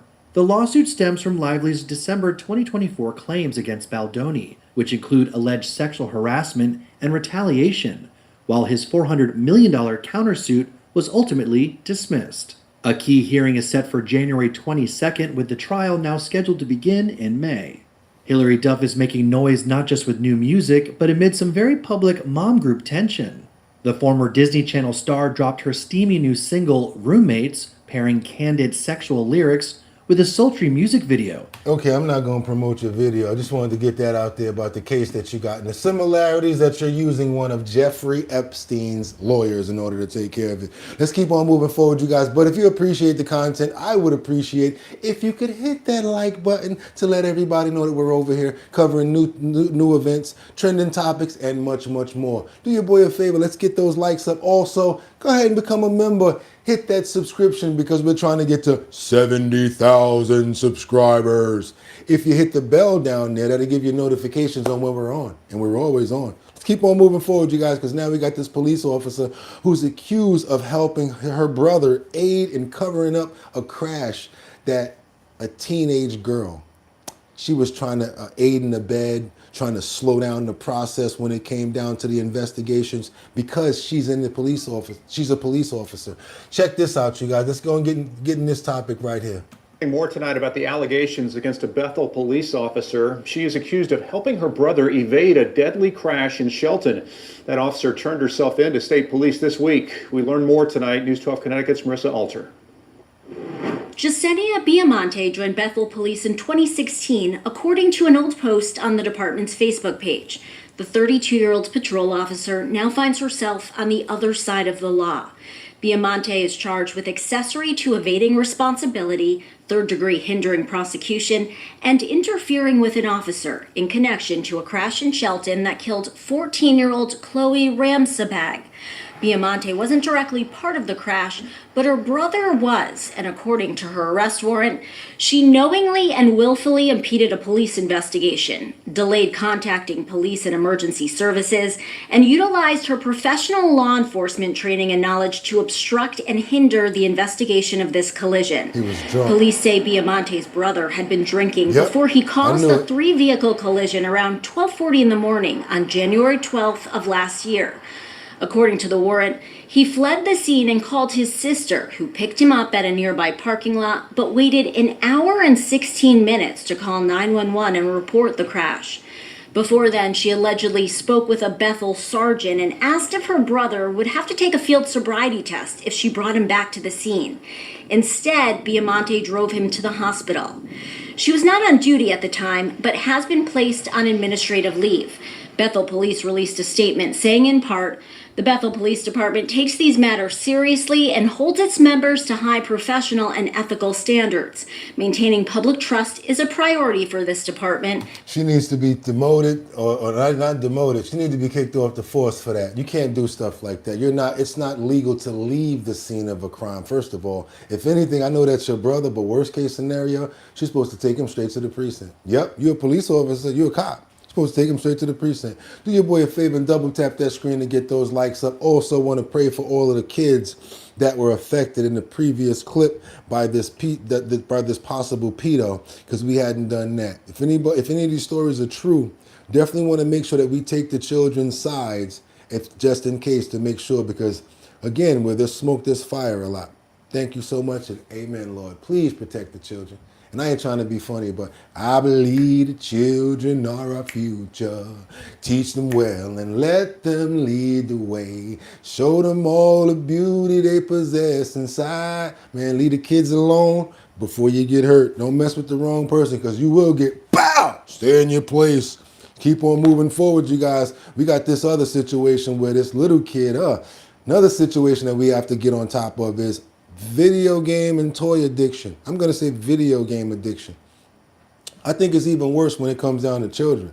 I know it's cool to see you hand a little kid the iPad and they're like, making it do all types of crazy things. But there's some people that I think, and I'm going personal with this, I think there's some people that pad their children with the iPad.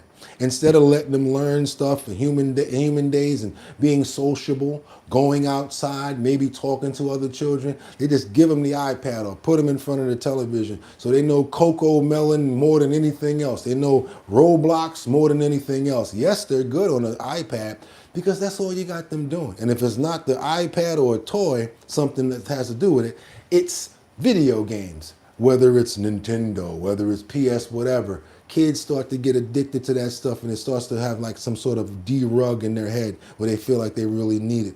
Major influence on children. Why am I saying all of this? Because I want to lead up into this next story where this little boy told his mother, K-I-L-L-E-D, daddy, in Perry County. That's right, an 11-year-old was charged with homicide. He did this because his dad took away his Nintendo Switch. Keep on moving forward, you guys. I'm not going to tell you how he did it. I'm going to let them tell you. I'm Alicia Richards. So glad you're with us. Tonight, we begin with new information in the case of an 11-year-old Perry County boy accused of killing his father. Police say the boy, Clayton Dietz, shot and killed his father, Douglas Dietz, inside their home on South Market Street in Duncannon. We have team coverage, and we begin with Sarah Wilson, who is live in Duncannon. Sarah? Alicia, Dennis, good evening to you. Just hours before this all happened, the boy's mother posted on Facebook wishing her 11-year-old son happy birthday. Court documents show that the family celebrated around midnight, But around 3 a.m., tragedy would hit. Police say what began as a birthday celebration for 11-year-old Clayton Dietz ended hours later with his father, 42-year-old Douglas Dietz, dead, allegedly shot by the boy himself. This is a very sad situation, and it's a situation that will take quite some time to work its way through the court system. Clayton was charged with criminal homicide on his 11th birthday, just hours after celebrating with his parents at midnight. According to court documents, the shooting happened around 3 a.m. Tuesday. Clayton's mother, Jillian Dietz, told police that she and her husband Douglas had gone to bed. She woke up to a, quote, bang. That's when she turned on her bedroom lights and found Clayton standing in the closet. She told police that her son said, quote, he's dead. But there is plenty about this case we still do not know. No comment. Perry County District Attorney Clay Maris didn't fill in any of those blanks today. But according to court documents, Clayton's mom says he was upset when he was told to go to bed and had his Nintendo Switch taken away. He admitted to police that he got the key to the gun from his father's drawer. And that is when police say the boy... Somebody in the comments, you got in front of me, and then they got in front of me of a little bit as well. Someone says, keep them locked up. How about make sure that they don't know where the damn key is at and have him free roaming around? Because if I would have caught him, woo, probably wouldn't be living there anymore. You see what I'm talking about by having people around, even though they're young? You got an idea that this kid probably would have did something like this. Boy told them that he went inside that safe looking for his Nintendo Switch and instead got the gun, took it out, and allegedly shot his father in the head. Yeah. When a juvenile is charged with murder, they automatically begin as charged as an adult. Which is the case for Clayton right now, but that could change through what's called decertification. And decertification is a filing where the defense tries to say the individual should be prosecuted in the juvenile justice system for a variety of reasons. That's up to a judge, and whatever they decide will make a huge difference. What I'm starting to notice is a lot of these crimes are starting to happen by children, preteens, 15, 14, 11 years old, and it seems like this sense of direction. There has to be something that has to do with the parents when it comes down to this. Because when I was that age, I was probably a bad boy, but nothing in the sense of what we're talking about here. And definitely nothing about in the sense of what we're about to tell you guys right now. But, of course, definitely would like to pray for the loss of the father in this tragic event. And hopefully the mother can get through this because she's probably dealing with a lot of shock and strain as she just lost two people that she loves in her life, that being her husband as well as her son. So she must be very torn in between emotions right now. Want to send out some understanding and love to her, as well as any family members that may have been affected by this tragedy. Amen, you guys. Let's move forward. Again, got a lot of the youth that are doing things like this now.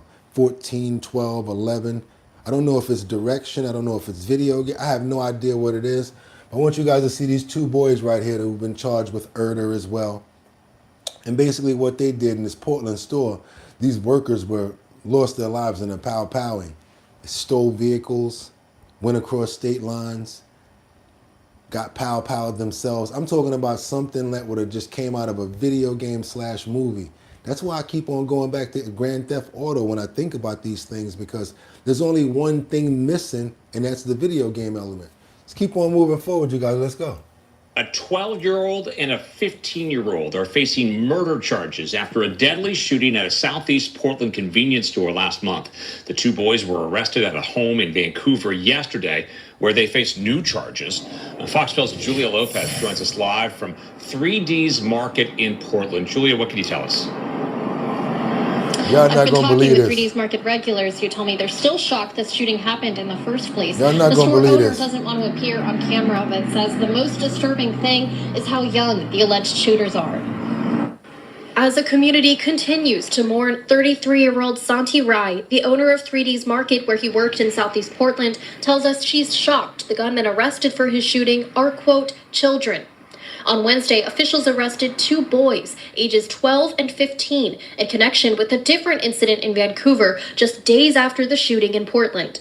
Vancouver police responded to that shooting scene near Ellsworth Spring Park, where the two boys were found wounded. One of them told police he had been driving a Kia that was left running in the road. Police determined the car had been stolen from Portland. Inside the car, they found two guns, one of which had also been stolen from Portland. Investigators say the boys wouldn't tell them who shot at them or why, but they found shell casings and evidence nearby that indicated a second group was involved. Nearly a month later, more guns were found inside the home where they were arrested and were seized as evidence. Vancouver police called both juveniles a, quote, significant risk to public safety. In the case of Rye's killing in Portland, the 12-year-old faces a first-degree murder charge and the 15-year-old faces a charge of second-degree murder. Both face robbery charges and a slew of charges in Clark County, where they remain detained. Neighbors of 3D's Market in Portland tell me they wish there was more police presence in their neighborhood to prevent crimes like this. We talked Sound a little similar to New York.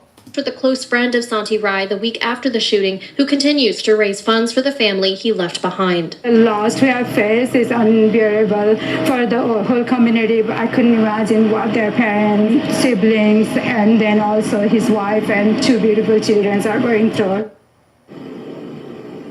The two suspects will remain detained in Washington until they're arraigned in Clark County Juvenile Court on the stolen car and firearm charges. That's happening a week from today. It's after that case closes that they'll be extradited to Multnomah County, but that process could take months, the DA's office tells us.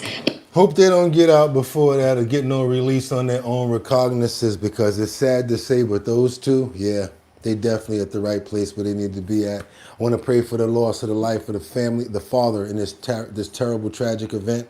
Hopefully the kids and everybody can get through this. And if anybody was there to visually see it, want to pray for them as well. Terrible, tragic events that we're having, and it seems like the ages are just getting so much younger, Lord. Amen. Got to be careful out there, guys. We got to be careful. Let's get on to Valencia over in Los Angeles, where we got this man who was arrested for a lewd act. Now, when I was little, my dad, he made a joke about this because I think it was something that I did, and he came in the room and he smacked me in the head. And he's like, boy, you don't be doing such and such and such and such. And I was like, yeah, he said, you know what? You probably one of them little boys that put a mirror on your shoe. So I'm saying to myself, why the hell would he say that I put a mirror on my shoe? And then I said, oh, that's what you could do with a mirror on your shoe. But I never did it. Never. Because I thought it was creeped out. Never did it. Here we got a man that went a little further. He put a camera on his shoe in Valencia in the mall. Let's keep on moving forward. You guys double tap that screen to get those likes up. And I was probably about 7 years old when that happened. So don't even go there.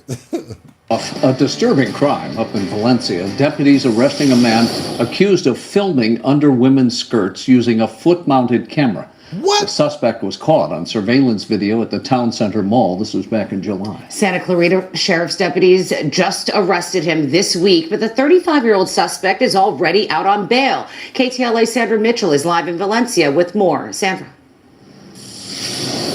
Cher, it is a warning to parents and to other women. The suspect in the case was picked up after a few months, but he was only in jail for a few hours, and already he is back on the street. Up the escalator and up the skirts of women. A Santa Clarita man arrested for attaching a camera to his shoe. I think it's really nasty, especially because there's a lot of kids here. There's like a play area. It's really not good. And recording under the dresses and skirts of women and girls at the local mall. Utterly disgusting. I don't think they're going to worry about getting up under your skirt, though. You be all right. You know, this is the world that we're living in right now. We're exposed to these perverts, and it's just unbelievable to me. The recordings happened in July at Valencia Town Center Mall. It's not good. Not good at all. Damn sure ain't looking up under your skirt. Would you put your arm down? I don't know what's going on under there. When the funk hits the fan, you know you got to understand there's people working. Come on, y'all, let's keep on moving forward. We have a lot of young kids that shop in our mall, and, you know, it's just not okay. I think that's absolutely disgusting. I hope they catch him and put him in jail. Santa Clarita Sheriff's deputies have arrested a suspect, 35-year-old Stephen Martin of Canyon Country. He looked out the window and he saw like a bunch of cop cars in front of the house. This neighbor's husband witnessed the arrest. He really couldn't see what they were doing, but they obviously were searching for something. He said that at one point he noticed that they had opened up his vehicle and went inside his vehicle to look at, looking for something. But obviously we didn't know what. Martin was arrested for a misdemeanor for illegally recording women without their consent. He's already out on $50,000 bail, and neighbors, especially those with young children, are on alert. I am kind of nervous, actually, and shocked, knowing that that's what he was arrested for, and living here with kids and being a woman myself is very alarming and disturbing. All right, y'all, you got to look out for this dude over here, man, because he in the mall, he acting up. And you already know once he watch a couple of videos at the crib, he going to get that little urge and probably get right back out there again. So y'all got to be careful, and not only of him, everybody. You see somebody acting crazy around the escalator, you got on a skirt, or you see somebody be like, miss, I think we got a creepo over here, so hold it down. I've helped many people on a train, help ladies all the time, because you never know what you're gonna run up against, and you never want anybody to do anything like that to your sister or your mother or your aunt. So I may get in trouble by helping people out sometimes, but it's great I think it's really great when out of nowhere, there's a man that say, yo, what the hell you doing down there? You need to get the hell away from her and mind your business. All of a sudden, yo, I wouldn't. Exactly. Then the lady look at you and say, thank you so much for that. It makes you feel good. Trust me, it does. Keep on moving forward, you guys, and double tap that screen to get those likes up. We got this Uber driver who's facing federal kidnapping charges for inappropriate conduct with passengers. If you guys have ever been in an Uber, I've been in a Lyft myself, and this kind of happened to me. I didn't like it. Yes, it happens to men too. We get SA'd too. Yes, we do, and we don't like that, especially when it's from somebody that, get the hell out of here. Are you crazy? I want you guys to pay attention to this. It's something that nobody in our comments would ever think of, because we are sensible over here and we got common sense. But there are people that's like this, and we got to look out for them, you guys. We got to be careful about people like this. Even the Uber drivers are crazy. Check this fool out. I'm Keith Garvin. These are the 4 men that we have been talking about. Investigators believe there could be more victims from these violent attacks during Uber rides. KPRC2 News reporter Bryce Newberry is live at the Federal Detention Center downtown. And Bryce, the allegations are pretty concerning. Keith, they are. Federal investigators say these suspects avoided following the routes on their apps or wouldn't let these victims get out of their vehicles. In some cases, those victims reported taking rideshare because they were too intoxicated to drive themselves. So tonight, all 4 of these men have been federally indicted for kidnapping, and investigators believe this may be just the start. These are the 4 Houston area rideshare drivers facing up to life in prison, accused of violent sexual attacks on Uber riders across the city. These cases hit home for many of us. We've trusted rideshare drivers with our safety and that of our families and friends. The incidents involving several victims have happened at these pickup points and more over the last 5 years, according to the indictments. In all cases, prosecutors say Uber terminated the driver accounts. These 4 men are accused of disguising themselves as trusted rideshare drivers to kidnap, sexually violate, and assault female passengers. In the case of Barney Flores, the victim told investigators she passed out in his back seat and woke up to him on top of her. A rape exam revealing his DNA, and federal investigators found screenshots on his phone, according to records, showing the pickup and drop-off location of several women. For Cesar Martel, investigators say he has at least 2 victims, allegedly strangling both of them before or during the sexual assaults, and records reveal he got 8 years of probation on Harris County charges connected. Probation Connected to the crimes.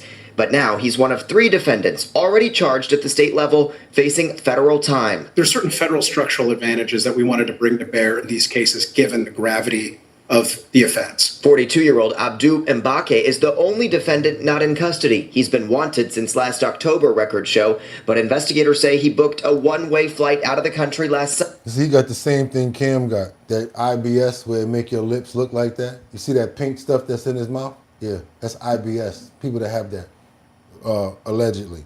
summer, more than 2 years after he allegedly raped a 22-year-old passenger at a motel. The arrests are the first of Operation Lighthouse, now targeting sexual abuse involving rideshare apps. Rideshare companies have long offered their safe and reliable services that we've all come to trust. To the drivers that seek to exploit that public trust, let me be clear. We will find you, we will arrest you, and we will prosecute you to the fullest extent of the law. Crazy, you guys. And you would never think that there would be somebody like your Uber driver. You're like, oh, I made it to my Uber, I'm good. No, you ain't. This fool, they got all their information, know where they live, they work for them, and they still was doing stuff like this. And it makes me think, you know what? It's the reverse. That's what it is. They were always the freakazoids, and they did those Uber jobs to look for opportunities like that.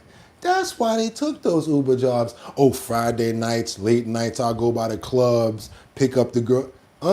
You gotta understand, we don't think like these motherfuckers. You know what I'm saying? We don't think like them. But sadly, sometimes you gotta think like them. So when you're at the club at night, and you know what I'm saying, and they come to pick you up or whatever, make sure you pay attention to this fool right here. And I don't care how tired you are, stay your behind up. The same way like they do when I do in New York. I don't care how tired I am. If I gotta take that subway, I'm standing up, because I ain't falling asleep standing up. And if I do, I'm gonna have a rude awakening and hit the floor. Get up. Yeah, let's keep on moving forward, you guys. Double tap that screen and get those likes up, because I want people to know about stuff like this and situations that's going on with these fools. We got another situation over here. Where we going right now? We're gonna go to this one right here. Have you been a victim of this? I know nobody that I don't know ever been a victim of this. This woman got beat up.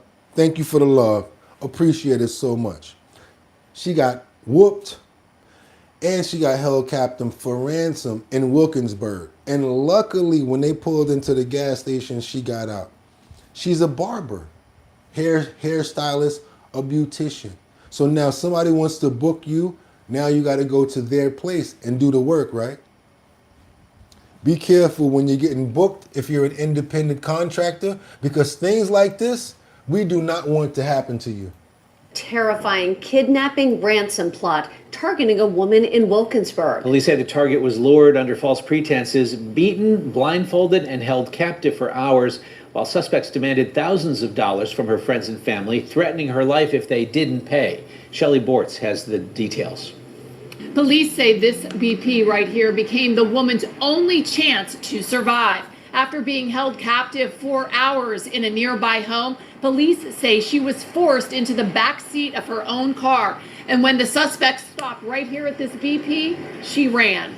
Police say the nightmare began when the woman was lured to this home on Clark Street in Wilkinsburg Thursday night, under the guise she'd be giving someone a haircut.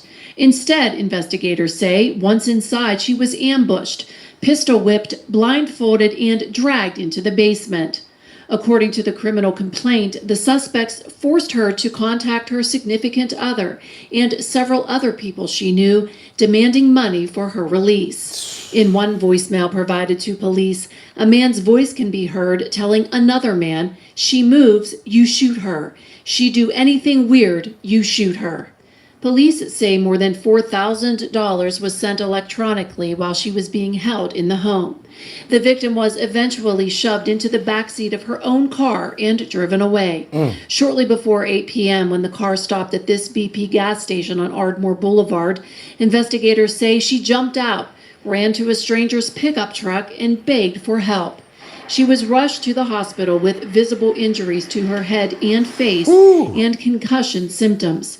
Police believe she survived only because she seized a moment to escape. Police say they ended up recovering the victim's cell phone in the area of Princeton and Penn Avenue and her car in Braddock on Maple Way. Investigators have identified one suspect as Dante Stevens, a known local rapper. An arrest warrant has been issued for Dante Stevens. Police say the convicted felon is facing charges including kidnapping, aggravated assault, and robbery.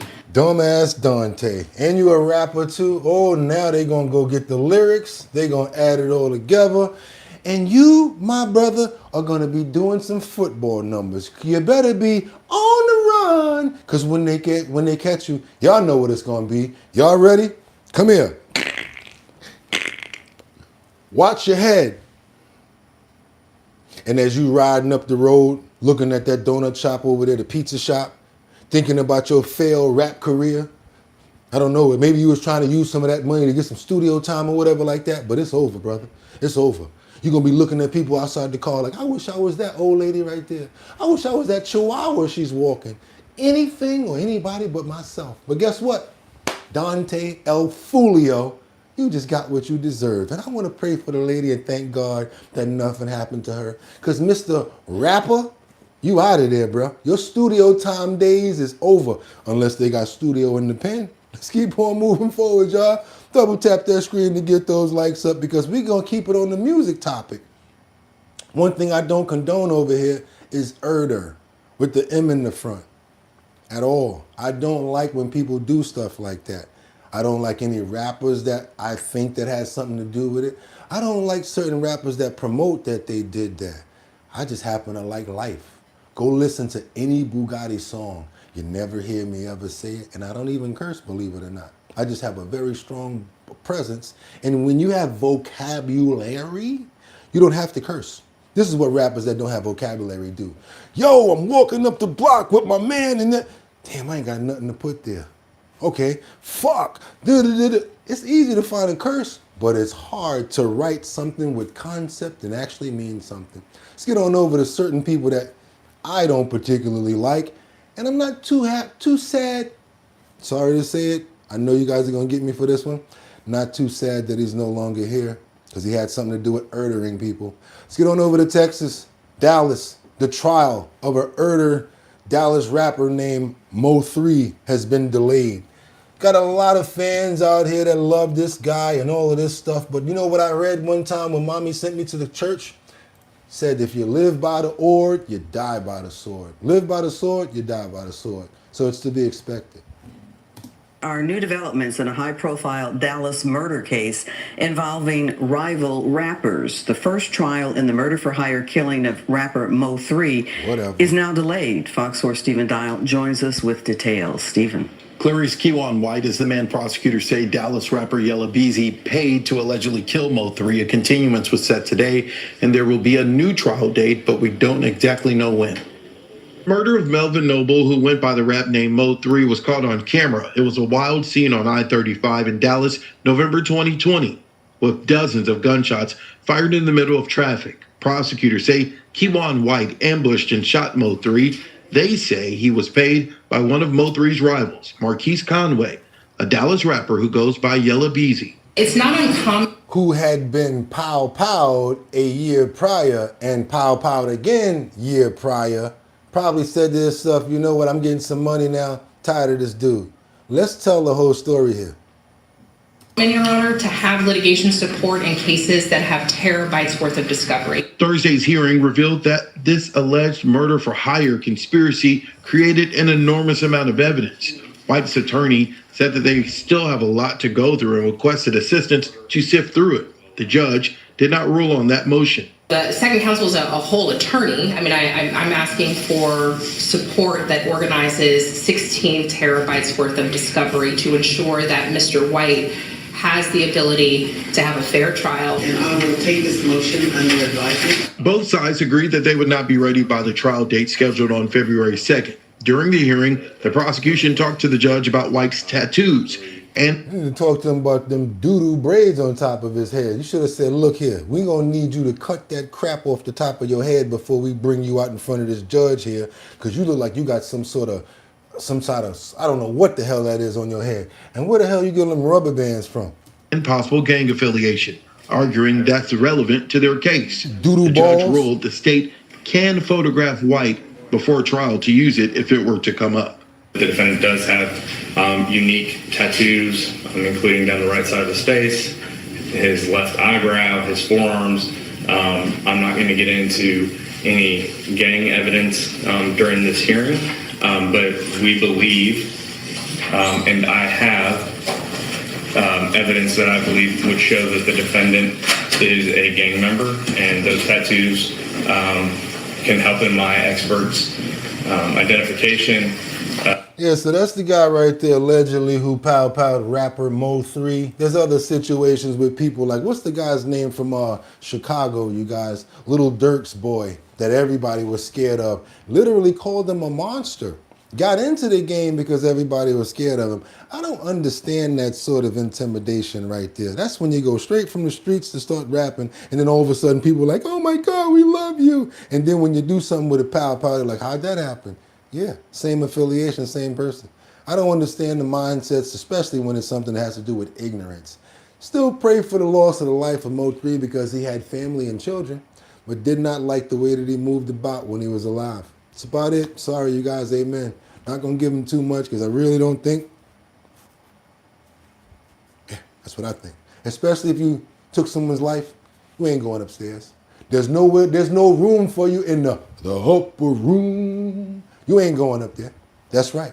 Keep on moving forward, you guys, to a family that seeks answers after. No, I don't want to do that. I don't want to do that. I don't want to do that one neither. Let's get into Pokemon. That's right, you guys. As you know, there's been a lot of places that's been getting ripped off. There's a lot of card shops. And of course, there's one big thing that's been really hit recently, Pokemon. The other day, we showed you a card shop that a guy walked into. Well, guess what? It's a big deal, and they're starting to crack down on it. And now everyone has been made aware of it. They're trying to figure out the best recourse of how to deal with the situation with these break-ins. Was the dramatic scene at a card collecting shop in New York City on Wednesday. 3 men drawing guns inside Poke Court, aiming them at customers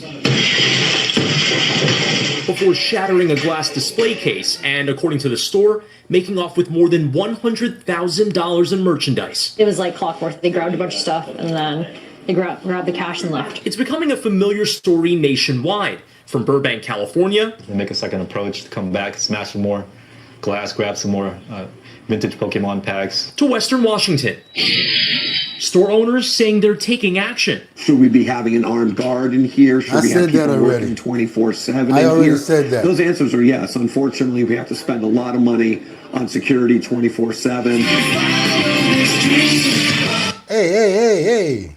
Amid a massive run-up in Pokemon card values. As cards like this Charizard almost 6 times as valuable now as it was 5 years ago. And something I found out firsthand when I went to find out the value of part of my Pokemon card collection as part of a Today Show story last year. And this is an 8 out of 10. Yeah, which that's is like, amazing. For that like card, mint. it's mint. Yeah, like that's really, really good for this card. As it turns out, one of the cards I sold after that was stolen in the armed robbery in New York City this week. The owners posting photos, this serial number matching mine, as part of their call for people to be on the lookout for the valuable cards. Oh boy, so there's a new craze out there, and with the economy being so bad and with it being so rough, think about it. It's really hard to trace those cards if they're trying to say, that's not the same card. So they getting out there, they breaking into card shops, you guys. There is no limit. Jewelry stores, card shops, clothing stores. There's no limit. No limit. And that must be no limit, y'all, to what they breaking into. No limit. See, when you roll with dudes like that, there's no limit to where they're going to break into. Let's keep on moving forward, you guys. Yeah, let's keep on moving forward. What do we got, this 11 people thing? Are we doing that? Nah, I don't want to do that one. What you want to... Yeah, let's get into this one right here. This is what I need you guys to know. I love to give you guys information to put fat on our brains. This is one that doesn't matter what network we're on, what program, what station we're on. Did you guys know that when you get pulled over by the police, that not only do they see your address, if you got a felony or something like that, or your driving history, but did you know that they can check your bank account? Did you know that? Hey, you didn't know that, huh? There's a lot more that they can look into once they pull you over. Check this information out right here. Nah, Bugatti, you can't be serious about that. You making this up? Okay, let's go. Seeing a police program that's being used called Palantir. It is in your police officer's car on your police officer's computer. So while you've got the person pulled over, you can start to drill down on this person. It's not just like a DMV photo and an NCIC anymore. You can see all their bank accounts, the balance in their bank accounts, the last times they declared cash somewhere. You can see every time they hit a flock camera anywhere in the country. Flock is a giant national traffic monitoring system that is basically everywhere now. And they're taking photographs at every intersection all day. And it's using AI to like read license plates and put identities of people places. And it's just keeping all that data, like Crazy. all of it. That's what they've got in their car right now. And we're not getting that in discovery. We're not able to confront it. And we're not able to use it as Brady evidence. We've got Fourth Amendment issues galore, obviously. I didn't realize how prevalent it was. There has never been a surveillance program in the history of the United States that was not used brutally and in a corrupt fashion. And now we have the biggest surveillance system that we've ever had. All right, you guys, you talking about big brother. That's big brother, sister, cousin, uncle. They going in your bank account. I know y'all going to be like, wait a minute. And yes, look at my head. I am going to be doing so much research on that, trying to find out what's going on. And the name of it, NCI. Yeah, we're going to get into that new updated stuff because we had people that said, yo, you don't do that much investigative stuff or stuff like that. So you know what? Since you guys want to do some investigative, I'm going to start doing stuff like that. Let's keep on moving forward, you guys, because this homeowner did something that my mama always tell you to do. If somebody try to hit you or hurt you, you pick up the next thing next to you and you bow, sping. One of those Batman shocks come over them. You do what you got to do to make it out, boy. You better win that fight. And guess what? We got a homeowner that had a fight with an intruder.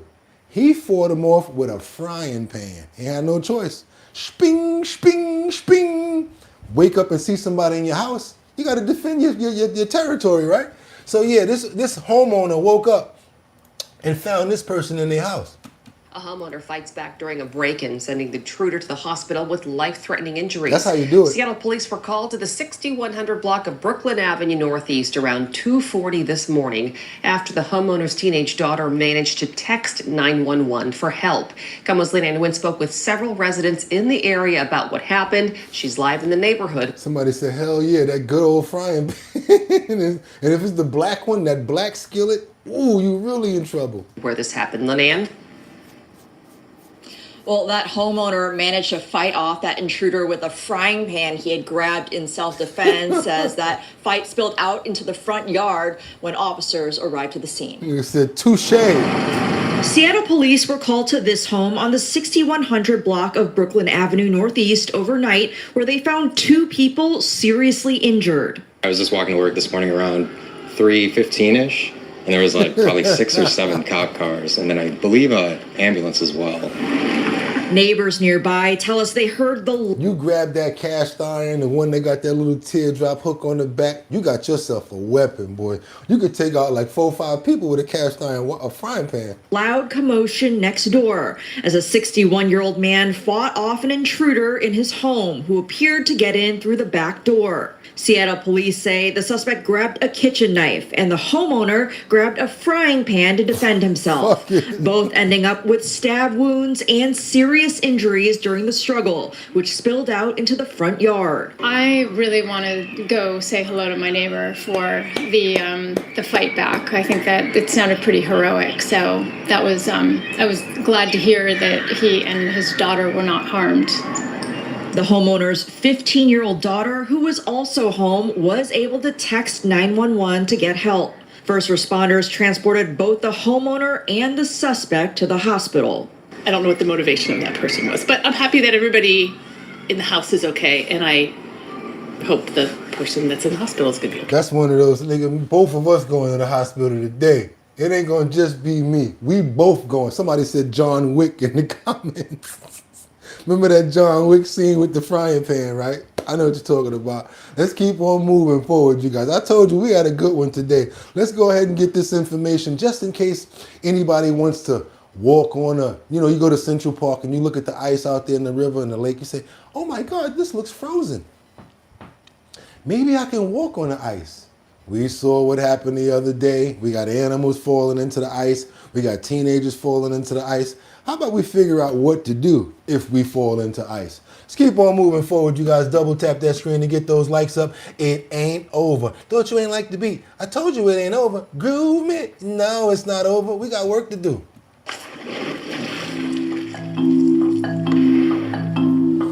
Warmer weather conditions this winter have left the ice unstable in many rivers and waterways across the country.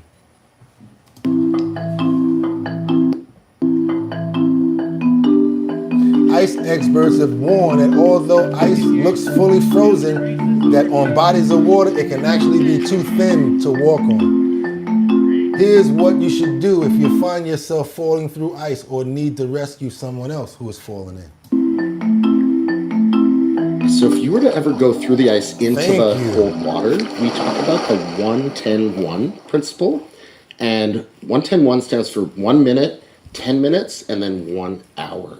And what that means is the first minute, you really want to just think about not drowning. It sounds pretty obvious, but the problem is that if you fall into cold water, it's instinctual to maybe gasp and to start breathing really quickly, and some people might panic. So we say that that first minute, you should just focus on slowing down your breathing, controlling your breathing, keeping your head above the water. Next, the 10 minutes has to do with the 10 minutes where you're going to be capable of doing a self-rescue.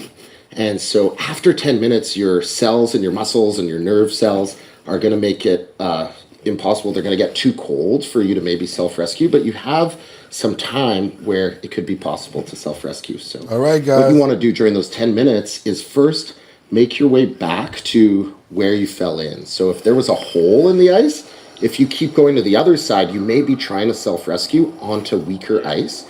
So you want to turn around and come back towards where you fell in. Then what you want to do is get your hands up on the surface onto the ice and get your feet out behind you onto the surface as well. If your feet are hanging down, then you have to do a big pull-up to get yourself over. But if your feet are behind you, you really just have to scooch your chest and your abdomen onto the ice. So get your hands, and you could do a few kind of bobs, and then pull your chest onto the ice, and then turn yourself diagonal. As you're pulling, kick with your legs a little bit to try to get a little further up, and then turn yourself sideways or diagonal and roll away from the ice. And the reason for that is if you were to stand up again right away, all your weight is focused on your foot or your feet, and you're more likely to break through. Whereas if you roll away, then you're spreading your weight out, and the ice can hold a lot more of your weight. Told you I care about y'all. Let's say you're out and you're traveling on ice, or you are skiing, snowmobiling, ice fishing, anything like that, and somebody goes through the ice. You really don't want to get wet while you're rescuing them, because then both of you are going to be at risk for hypothermia. And so you would more likely prioritize techniques where you're going to stay dry as a rescuer. So that would be things like staying on the solid ice yourself and maybe throwing a rope or using a reaching device to extend out. Maybe you could throw, an extension cord that's not plugged in, or just any piece of rope that you find around to try to give them something to hold on to. Another reason is because they're going to try to grab for you if it get real. And then encourage them to kind of kick as you pull them out. And then once they get closer to the edge of the ice and you're pulling them over the surface, you actually don't want them to stand up right away. So you want to either keep pulling them, or you want to instruct them to roll away from the weak ice. And that way their weight is... All right, you guys, we learned 2 techniques today. I don't know if anybody's going to ever need to know those techniques, and I hope no one ever does. Let's keep on moving forward. If you guys appreciate the content, we getting everything. We got current events. We got trending topics. We got health. We got finances. Every single thing over here on Our Bottom Line. I hope you guys have already subscribed. I hope you're loving the content, because guess what? It ain't over. I told you. On Sunday, sometime we get extended, and it's Purple Sunday. So let's keep it moving forward, because now got this situation from Chicago where this daughter saves her dad's life after he fell down the flight of steps. You know we love stories like this, and you know we like to be the ones to bring them. So let's go. Suburban 7-year-old girl is being hailed a hero after her quick quick actions got her dad the medical attention he needed. Victor Jacobo shares more about what happened and the important lesson for parents and children, all new tonight at 10. So I was watching the Bulls game, and I went upstairs to check on her. Xavier Dates was at his Linwood home with his daughter Mia Wednesday night when a quiet evening turned into an emergency. Came back downstairs, and I fell out those 6 stairs there. Fell and hit my head on the wall. 7-year-old Mia knew the fall was serious. He was like saying ow, and he was hurt. That's when Mia reached for her dad's phone 911, where's my emergency? and called 911. My dad fell down the stairs. What's your address?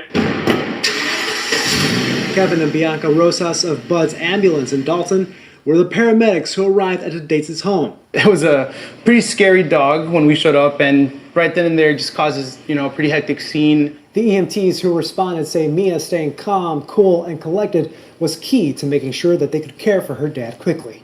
We see this little girl, she looked like about 6-7 years old. Mia was then able to put her family's dog in their cage, get the keys to open the door, and let the EMTs in. If it wasn't for that girl, honestly, I don't know how long it would have taken to get to our patient. Xavier Dates was taken to a hospital and is now feeling better. The paramedics say kids should learn from Mia. Yeah, I think it's very important and crucial to teach your kids, if they're old enough to manage their phone, how to kind of recognize dangers or recognize when something's not right and have the ability to call 911. Mia gained that knowledge from her mother. My mom teaching me when she was sick. Mia's heroics earned her a visit from Linwood's mayor, police, and fire chiefs, and a renewed sense of pride from her father. I'm not surprised because Mia's smart and she's a strong person. I take a little emotional knowing that she was there for me. In Southern Cook County, Victor Jacobo, CBS News, Chicago. Christmas should be serious for Mia this year, boy. Mia, she look all cute, innocent over there. That's what I love to see, stuff like that. I love stuff like that. And we love the animals. So we're going to break into this story where this Tennessee monkey causes a bit of havoc after breaking into a Tennessee pawn shop. We want to pray for Mia, for the father, and for the entire beautiful story that we just saw. Amen. Now, got a little bit of mischief to get into. Let's get into this pawn shop and see what's going on here. Let's go.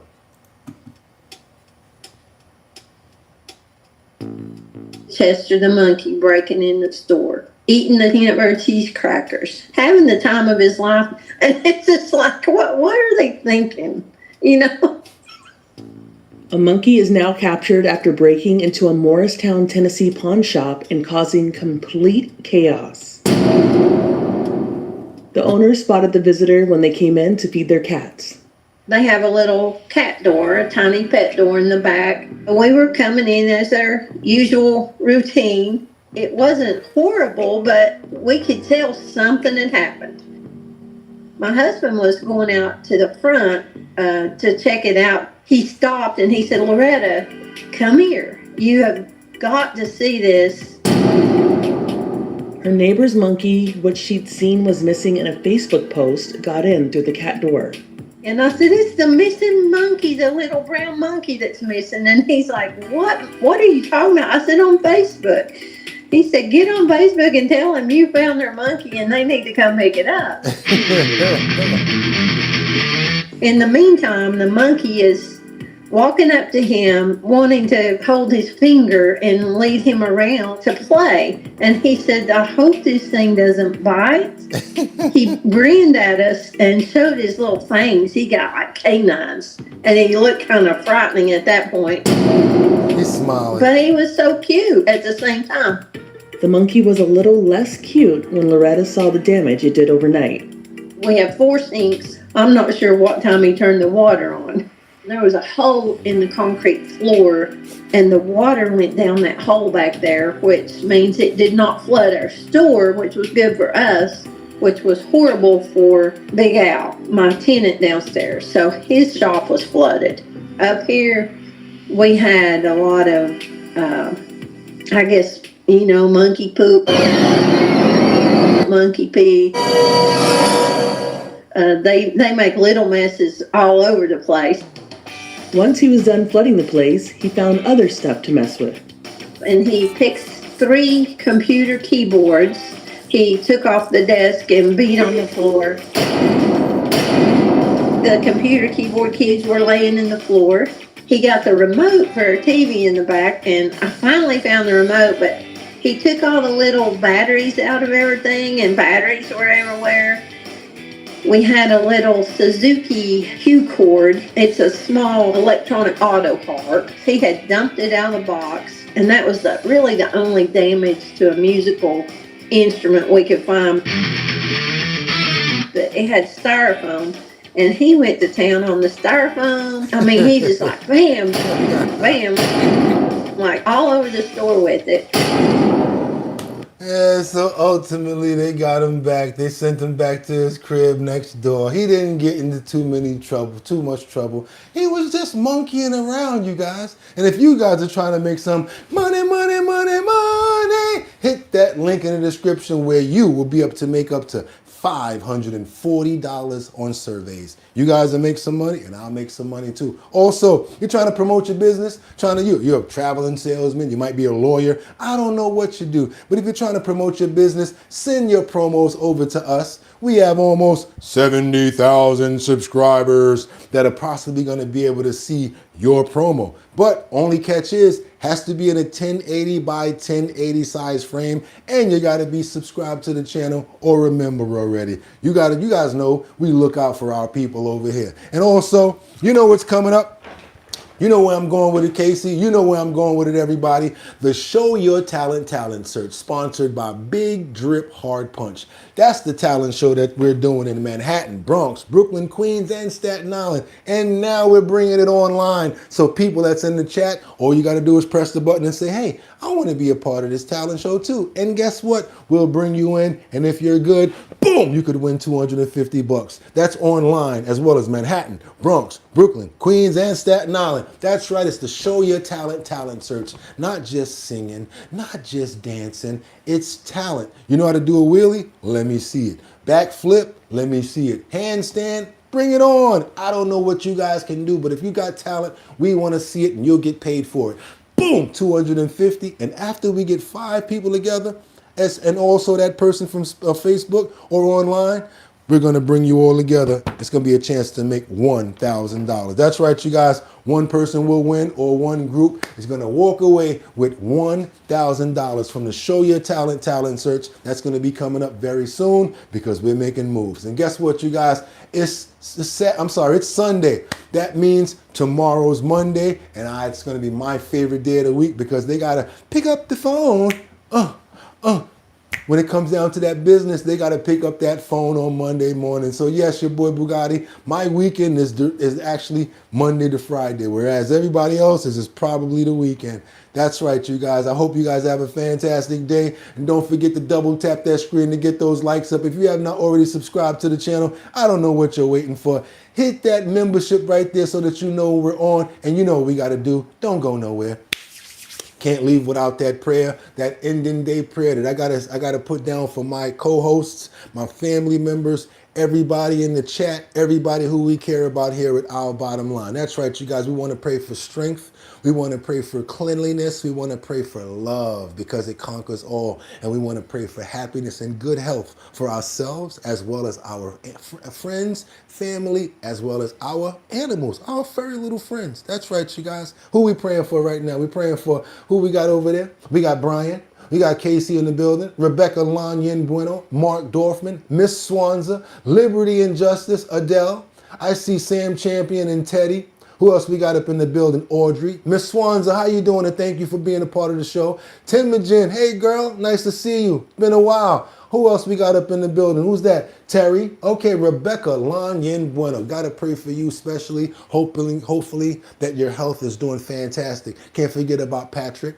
Also, Angry. What's up, Angry? I ain't forget about you. J.E. Who else we got up in here that's trying to get it in? We got Jermaine. We got Ed. We got Diggity Diggs. I see you, Sam Champion. Don't forget about Mark Dorfman, Adele, Brian, Liberty, Iggity. That's right, you guys. That's what we're praying for. Amen. And with that being said, y'all could have went anywhere. But the fact of the matter that y'all came here for a phenomenal episode of Our Bottom Line, if I do say so myself, I appreciate you. So until tomorrow, 6 o'clock a.m., Y'all know what we do. See you guys then. Get him! Peace. One.